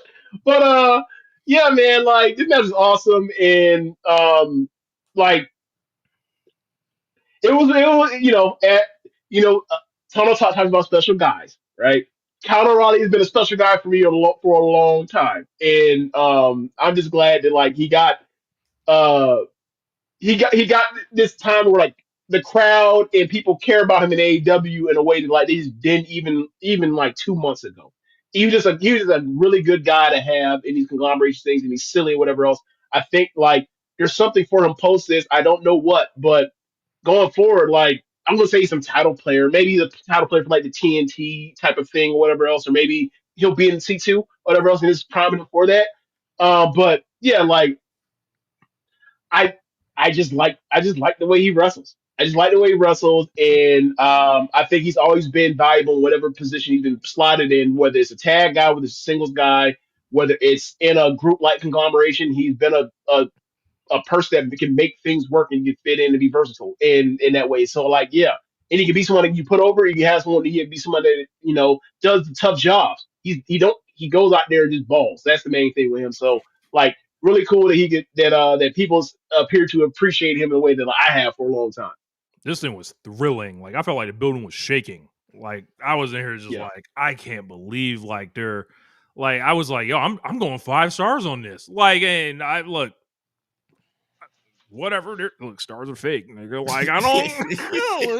Like, I'm under no obligation, But this one just felt like, yo, like Kyle O'Reilly's really fucking cool. Like in Moxley, the deconstruction of him is we've been talking about it, but I think it's cracking even more. Like the you tapped out stuff is starting to get to him. He's reacting to it.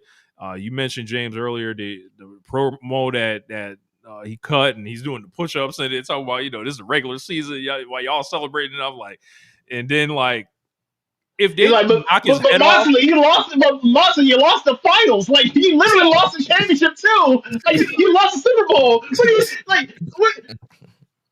Like What? Go, sorry, you to derail you. Go ahead. They've got to fuck him up in a way, but like if they fuck him up right and just leave him laying right, it gotta be like they have to like go over the line because then it's like this nigga deserved it. This nigga's a fucking terrorist. Oh, like ain't no fucking sympathy for this nigga. Like they gotta put the bag on his head. Yes. Yeah, I gotta say, yeah. I was looking around like, do I have a plastic bag around? I don't, but like, they finna bag that boy up.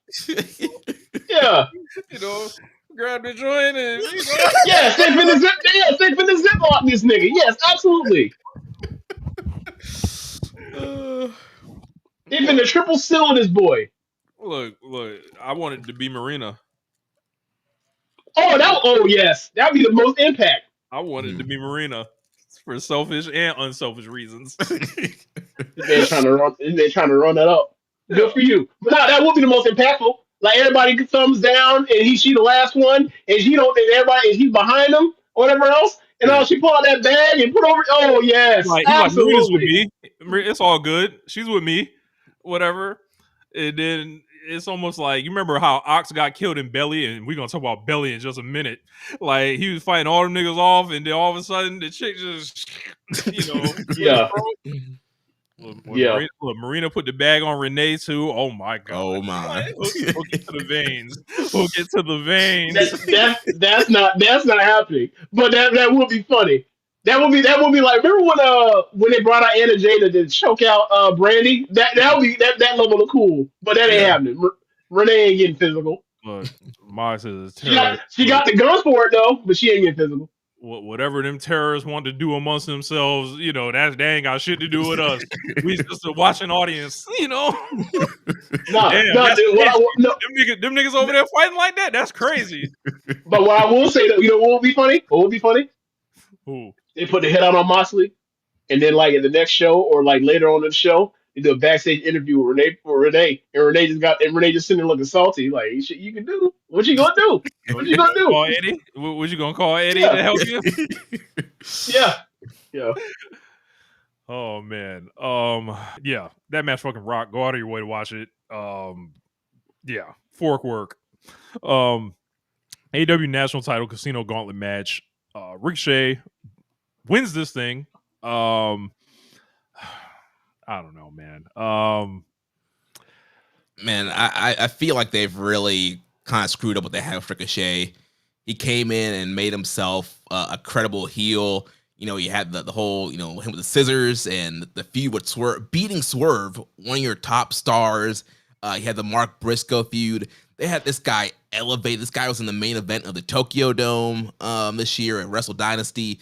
Like, this guy was a upper mid card heel that was very credible, that could have been used in a spot to challenge Hangman and would have been a great match, and it would have been a credible title challenger. But for whatever reason, they've gone into this, you know, comedy route with him, and they stuck him with the Gates of Agony, and they stuck him feuding with, you know, Hurt Syndicate forever. And he's just a geek. Like, they're throwing him around. You know, Wednesday, that man got squished by Bobby Lashley. And I just don't understand the direction they're going. And I guess their make good is like, oh, well, he won the belt. We are treating him seriously. But it's like, no, it was banana peel win. He's a comedy geek. He's a comedy heel. He's Dominic Mysterio, except way better. Man, so is it all right? We're gonna start at the beginning of the match. So outcomes to start the match. Outcomes Bobby Lashley and outcomes Bobby Lashley and Shelton Benjamin, and they start the match. And then after that comes Ricochet, and then after that out comes Claudio, I believe, and then the ref in there is Bryce Rosberg. At that point in time, I was like, "Man, what y'all doing? What y'all doing? What's going on here?" So, you know, I was expecting a bunch of nastiness in here. I already see somebody in the comment section. I don't know what you're talking about. But yeah. So then the basic old match is like, hey, they beating the shit out of Ricochet. Ricochet getting his ass kicked by all these big ball motherfuckers, and then he's bumping around like a madman throughout the whole match. So at some point, there are enough people get in interfere. Like I think it's Death Riders basically Death Riders take out Sheldon Benjamin and take out Bobby Lashley, and they just basically lay out on the floor for the rest of the match till the end of the match. I thought it was Gates of Agony took them out. Gates of Agony took them out. Oh, that's right. Gates of Agony too. Yeah. So they're out. They're basically out the match until a million other people come in the match, make their entries, or whatever else. And then when it's time for the finish, they wake back up and get up. It reminded me of like at one time they had Roman Reigns out lay out on the floor for like forever. But sleeping. right.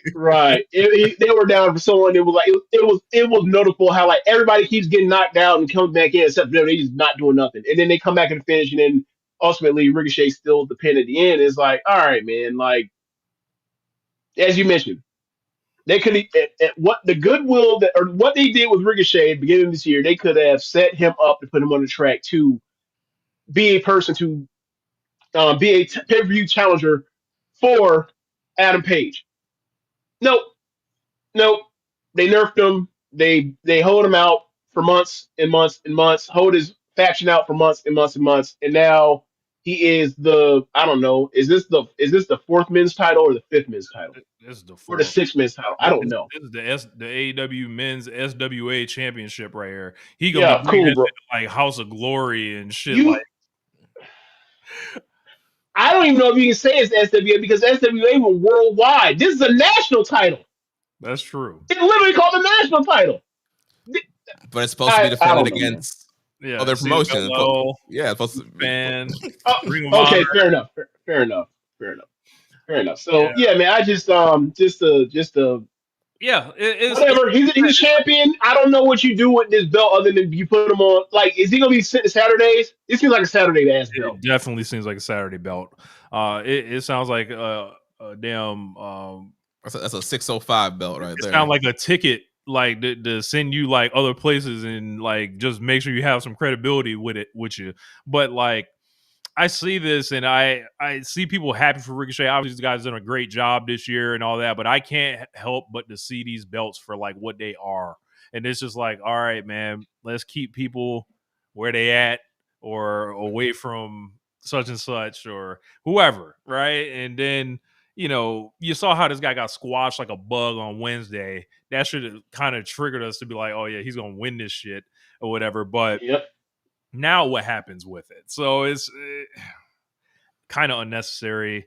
Kind As far as the belt design, looking like the NWA one, I don't give a fuck. Like Yeah. belt designs get jacked all the time.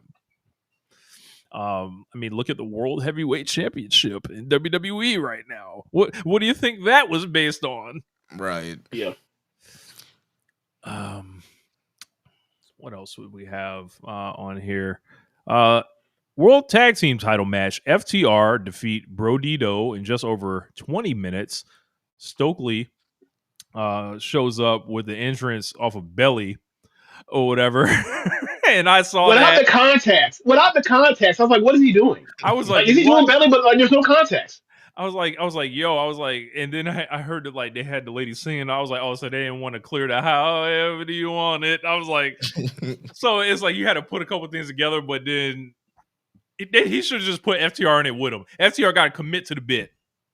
Yeah, I didn't even get why they used it, why he was even in it, because it's like Stokely doesn't like, he doesn't get involved in matches that much. Like, so I was confused. I was just like, it just felt oddly placed. Like, I don't know why they even did it. It felt weird. It felt weird to me. Yeah, It felt like it didn't need to be there. Yeah. But even why they did it is like, I understand what it's from, but it's like also, where are the fucking contacts? If you're gonna do it right. Jeremy, what'd you think of this one? Yeah, so I think for me, this is my match of the night. I thought this absolutely rocked. Bandito and Brody King, you want to call them a thrown together tag team, whatever, but they've gelled really well together, and I just thought they worked exceptionally well with FTR. I know a lot of people don't like FTR for some of their social media or being friends with CM Punk or Cope and all this stuff, and the context of their promos and their whining, but you have to admit, like, these guys are just an incredible in-ring tag team, and I thought they did a great job getting heat on Bandito, especially towards the end of the match, and just near fall after near fall, Bandito just kicking out of everything. There were so many spots there towards the end where I thought it was over, and Bandito would keep kicking out, and the crowd, you feel the crowd just building and just getting more excited every time Bandito's coming out, and Brody King makes that great save after I think it was the Power and Glory, and like where it's like save, and you just build to this really great point to where like Bandito was just resilient and he was there by himself, and he ate that last shatter machine, and they won the titles. But yeah, just it's epic, great back and forth tag team match. There was like 3 super near falls that each got better. Every one that they did, kind of just like creative ring positioning, and thinking like seeing it, I was like, damn.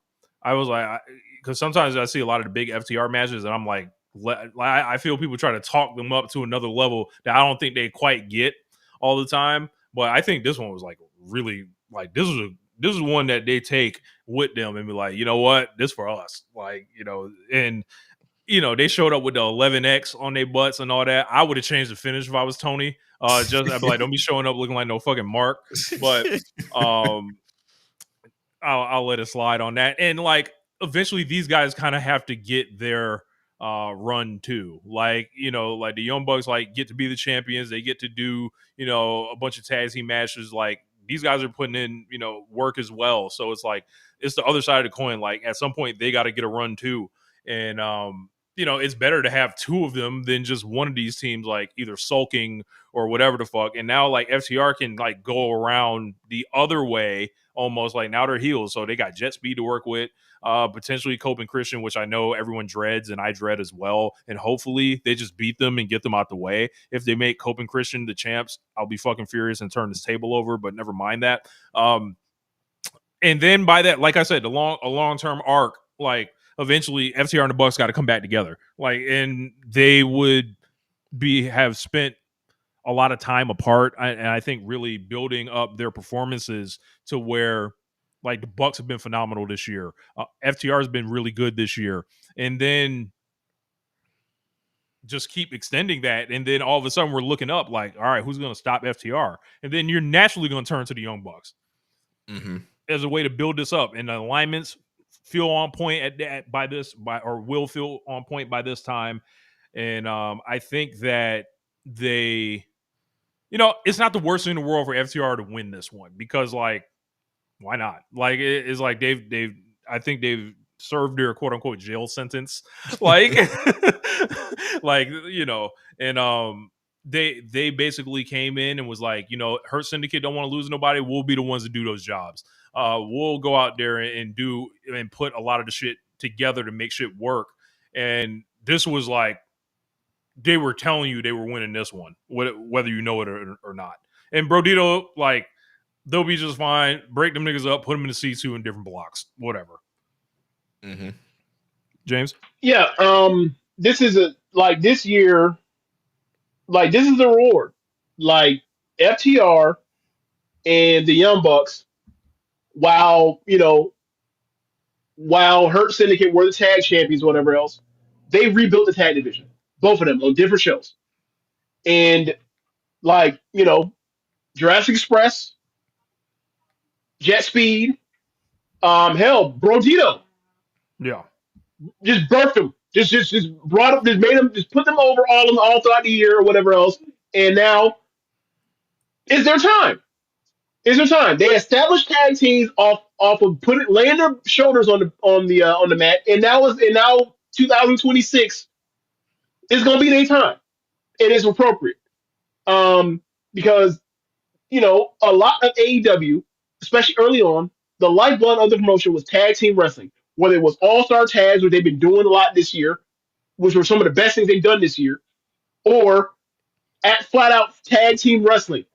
With teams like Bandito, with teams like the Martins, like Private Party, all that stuff. And then for some reason, the division just wasn't at the point where it was. And like, I felt like they reestablished it. People care about the tag teams now. The Gun Club. Hell, I mean, they had FTR just put them over a couple weeks ago. They finna have a rematch. That's finna happen. So yeah, man, like, yeah, and that's just the congratulations to FTR off the year most of the year they've had. And they've been great heels.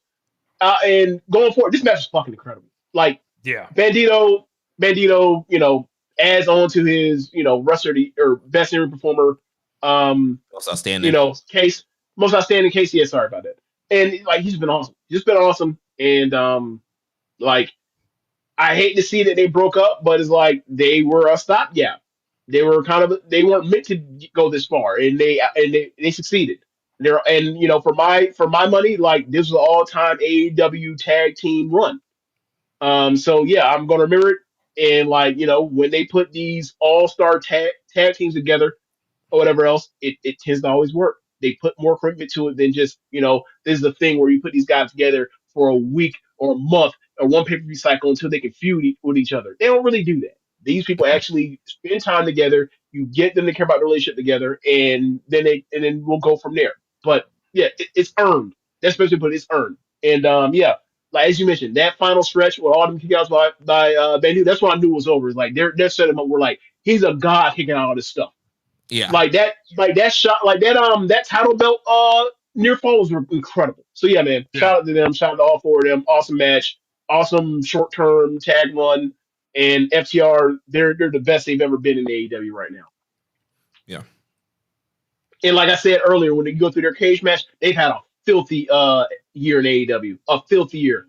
And but people didn't go notice because it was still, around the Christian Copeland stuff. And once they turned on Copeland, it's been off to the races.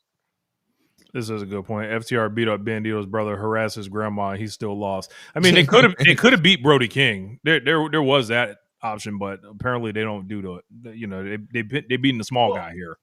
Well, and Bandito got more over kicking out of all that shit before. Yeah. Like, I get what you're saying. On paper, you're right, but in context of watching the whole thing, he got over like crazy. They were living and dying with him. They wanted to count that last one, and I was like, "Nah, that's it." It made him seem like Superman. Like the crowd just got so behind and believed in him more. I think that helped like elevate him, and I think people are going to Yeah. see him more as a more credible guy Yeah. off of that. Like when you pair that with also that Takeshita and Okada match, it's like, nah, there's nothing Bandito can't do. That nigga's a superhero. Yeah. Man, could have did Hangman versus Brodito if they in a 3-way, something like that. Never mind. There's just no one to push. We just have to turn to Samoa Joe, James. Jeremy, we just had to put it on him. We could have done, cowboy versus cowboy, shoot off. A shootout, yes. 4-way tag match. Timeless Love Bombs defeat the Babes of Wrath, Marina Shafir, Megan Bain, and Sisters of Sin. James, what did I say? I forgot. You guys tell me. Go ahead and gloat. Get your full on gloat on. So I was like, well, why the fuck does this match exist? Like, why? Yeah, so they give the simulation they can beat. So they can be. Yeah. We knew that. We saw that coming. Like, all right. My problem is like, why give Tony Storm and Mina the win if, like, you should have the heels get the stipulation to get the heat protect the stipulation, and then the heels lose. Yeah, that's what they should have did. You are absolutely correct. I had the same thought last night. It's like the heels in those qualifying matches for Blood and Guts, like they should always win the heel advantage, right? Because like in theory, the babyface should, most times should lose Blood and Guts War Games. Yeah. So we're gonna get Marina and Megan against Timeless Love Bombs. They're doing the other semifinal Wednesday. It feels up in the air still, kind of. I think the Sisters of Sin are winning, but I could be wrong. I know. They gotta start wrestling better. I'm sorry. We can't just put them in because rough. What? Yeah, they ain't not like if you can't put them in the final and expect them to have a match that's gonna like what do you call it? Establish those titles. Establish the titles and make people be like, oh yeah, this is worthy of my respect. No, they're not good enough. Yeah, I mean, I think the call is probably just doing Timeless Love Bombs against Babes of Wrath. Have the two, super babyface teams face off in the finals. They're gonna have Willow do it because you just rely on Willow. Like Willow, you working most of this match. Willow do it all. Harley go out there and die. Mm-hmm. Harley go out there and get your ass whooped. Like, treat her like she's Waka Tsukiyama. Yes. That's crazy. Go out there and just get whooped. Did we call her? Is that what we call Harley? Was AEW Waka? Yes, like a year ago. Yeah. Or like when she was on the loose streak. Yes, that's what we did. We did absolutely do that. Yes, that's so funny. I love it. Yeah, they should have put Tekla with one of them, but I guess you got to use them too. Yeah, I don't know. Save Tekla for singles. Look, Tekla should be the one to beat Statlander since she already ran through Tony and Mercedes. Like, I go with Tekla. That might not be. That might actually be the plan. Yeah, we'll see. Yeah. Let's see. Singles match: Pac and Darby Allin. Motherfuck, this match right here. This match is so good. Like, this match will have a way higher rating on Cage Match, not for that finish.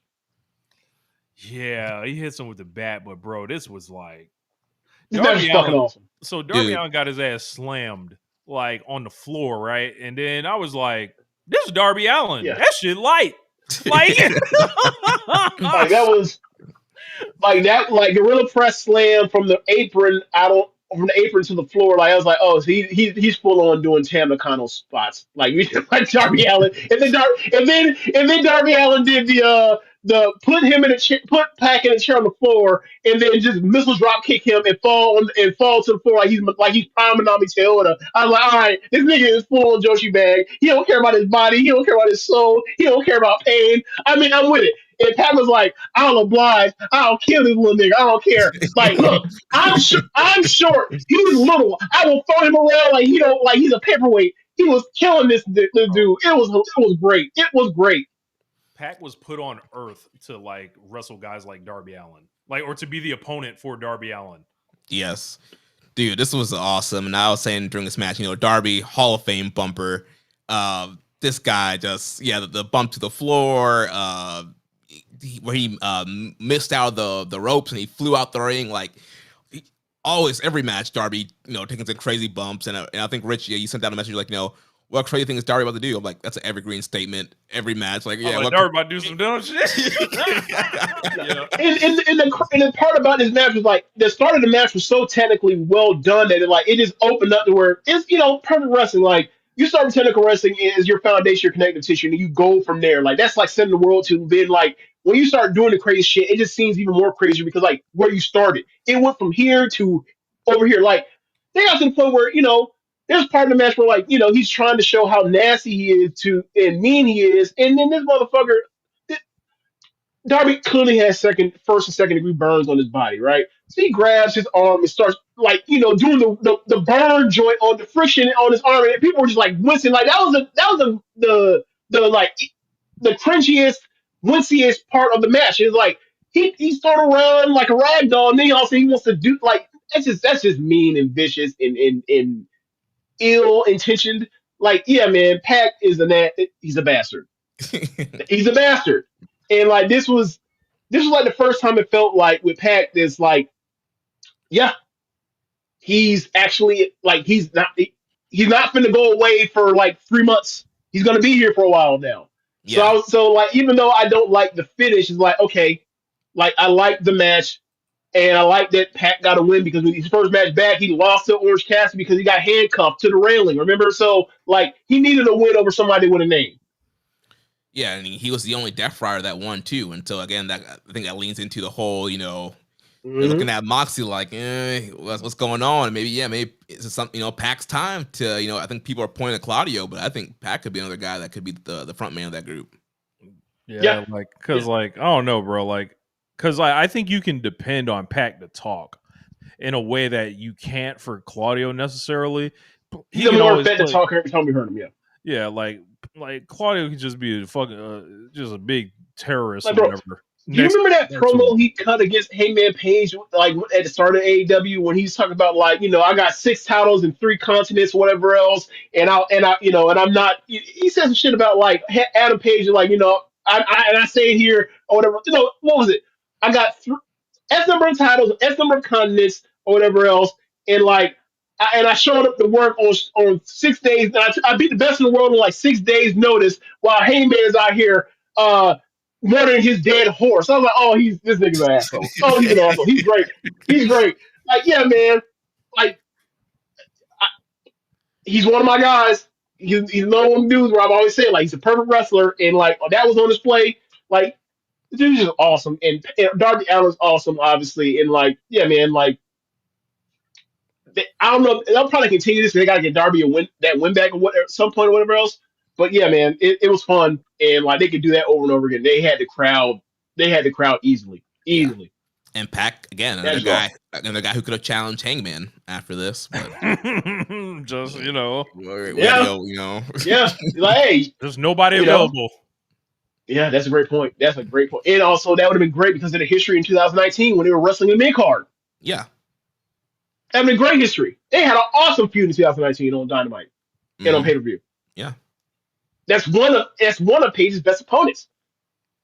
Like outside of Danielson and Swerve, that's probably one of the first things he bring up is Pac. We can't be doing that though. Can't be doing that. Gotta be like, nigga, are you on a Ring of Honor DVD anywhere before 2005? No. Okay. We ain't got none for you in that case. Oh boy. When's Jay Lethal coming back? Let's get it going. Who else, Jeremy? Give me the list. Give me the list, Jeremy. Who needs to come back? Chris Hero. You need to bring Raven. Chris Hero. Chris Hero. He's back there. Chris Hero in the back. He definitely in the back. Oh shit. What's your boy's name? There's somebody else out there. They bring him out to New York every so often. James Gibson, come on Homicide. Come on down. Matt Taven, come on down.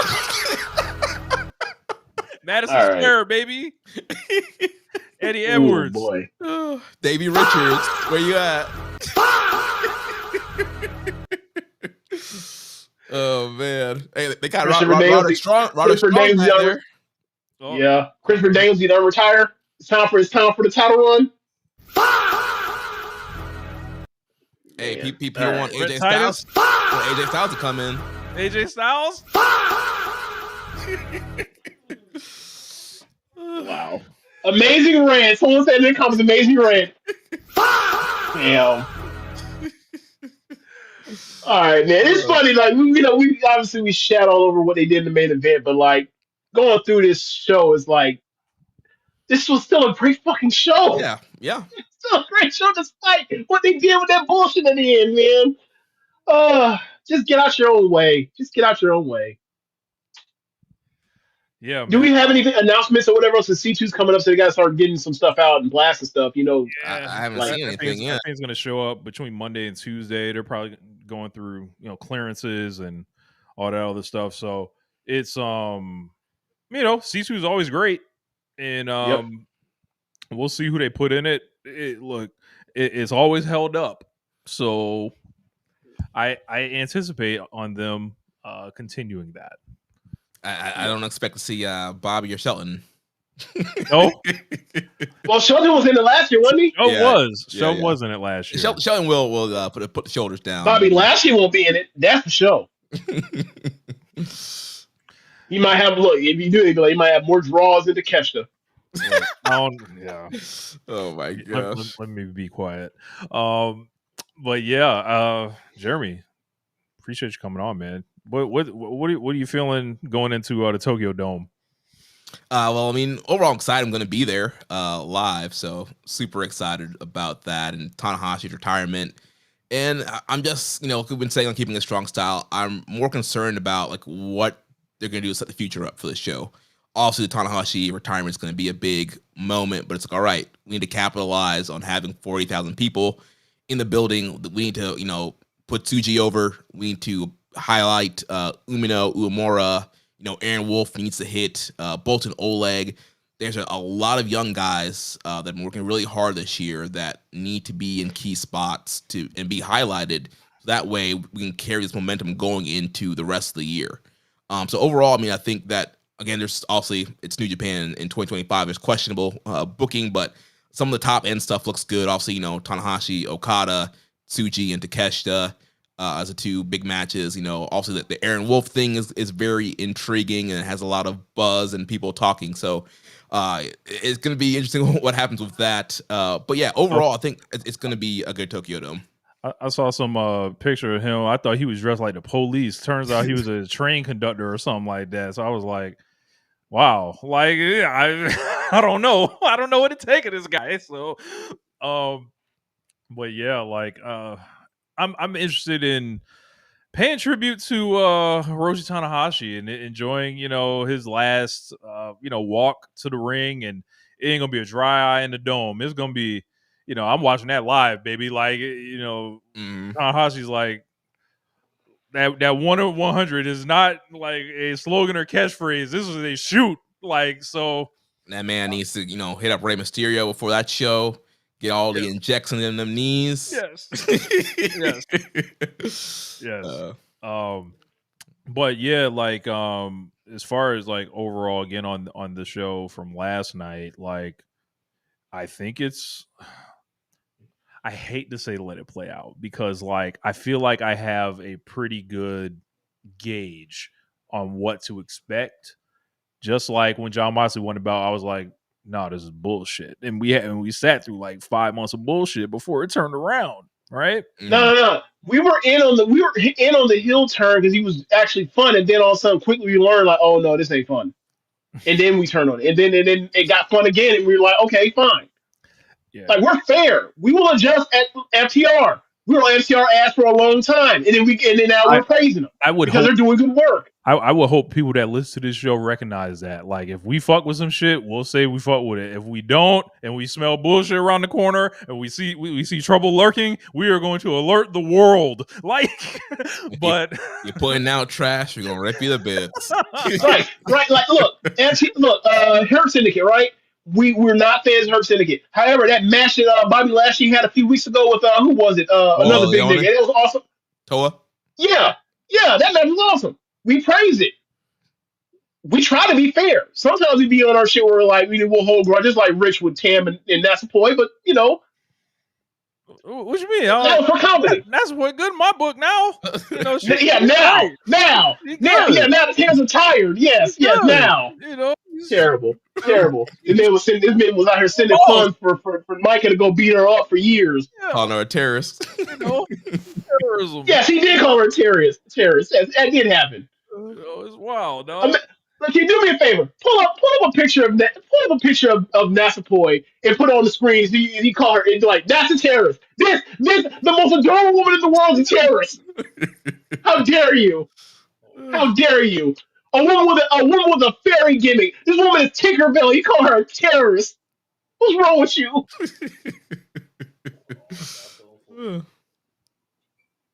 Oh man. So oh wow, that's nasty. Rich is happy to see the PWI ranked Indy Hartwell in front of Natsupoi 2 years ago. That's nasty. I don't remember this. That's crazy. That's real hate. Yeah, that should never happen. That's impossible. That should be impossible. Hold on. But yeah, right here. Yes. The face of terrorism. The face of terrorism. Where will you be when the terrorists strike? What?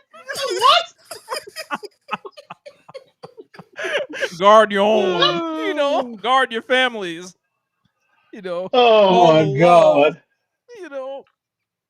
Awful. Oh, awful. Like this man clearly there's no self-awareness. Clearly this man has no self-reflection. Be like, hey, maybe I'm the asshole. What would I do that for? Shit. But yeah, I think that's it, James. Yeah. Jeremy, thanks for coming. Happy birthday. Your birthday's in 6 days. It's on Saturday. Whatever. Yep. Make sure y'all wish James a happy birthday this week. Drop a donation. Yeah, drop donation. Yeah. Send the tweet. Send the. Oh my God. No. I was gonna say send the bread, but then for some reason I thought of rhyme, and I was like, forget the tweet. In my mind, I was like, the intrusive thought said send the meat. Like what? Pause. Oh no. Exactly what? That makes no sense. What's going on here? Why are my brain thinking such a thing? So anyway, yeah. Thanks for listening, Jeremy. Send your. Can you drop some plugs for the shows and everything? Yes. So you can follow me on X at Jeremy L. Donovan. Follow the show at KI Strong Style. We record every Monday night. If you want to watch us live, you can join our Patreon, patreon.com/KI Strong Style. Also on the Patreon, Young Boy has been doing Tanahashi Ace of the Universe, going through every year of Tanahashi's career. 2012 dropped this weekend, so he's running through that. And we'll be reviewing, the exciting World Tag League. First 3 nights happened, so we'll be reviewing that this coming week and getting ready for our, I think, 8th annual year-end award. So got to put that together as well. And so, yeah, so support us, check us out, and we'll be giving plenty of coverage leading up to the Tokyo Dome. We got FOH coming. This is a small kind of preview, too. Yes. So. The squad getting together. We keep it scarce, and sometimes the schedules keep us apart. But it's always a good time. And other times we just call Jeremy instead of Josh. and then Josh feels some way about it, and then Rich says something out of pocket to Josh.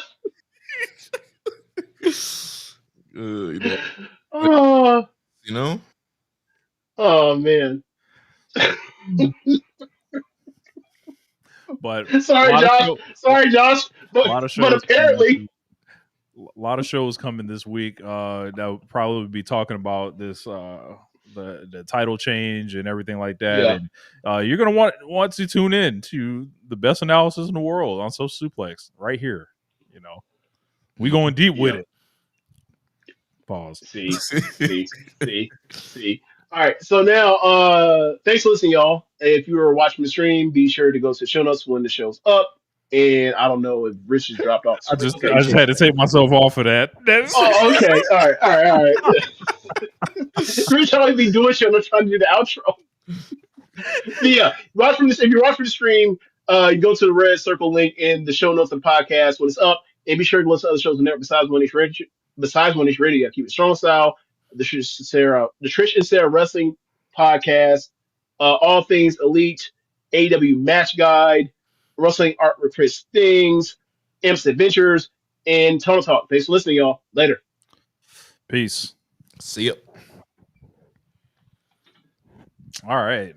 Appreciate you guys tuning in most for one of our new live format shows yet for the pay-per-view review. Yeah. Appreciate Jeremy hanging out with us. And Yeah, no problem. all the I did break the super chat button. I'm doing with YouTube right now, trying to get everything corrected. It's probably gonna be like a month or so. So save your super chats up.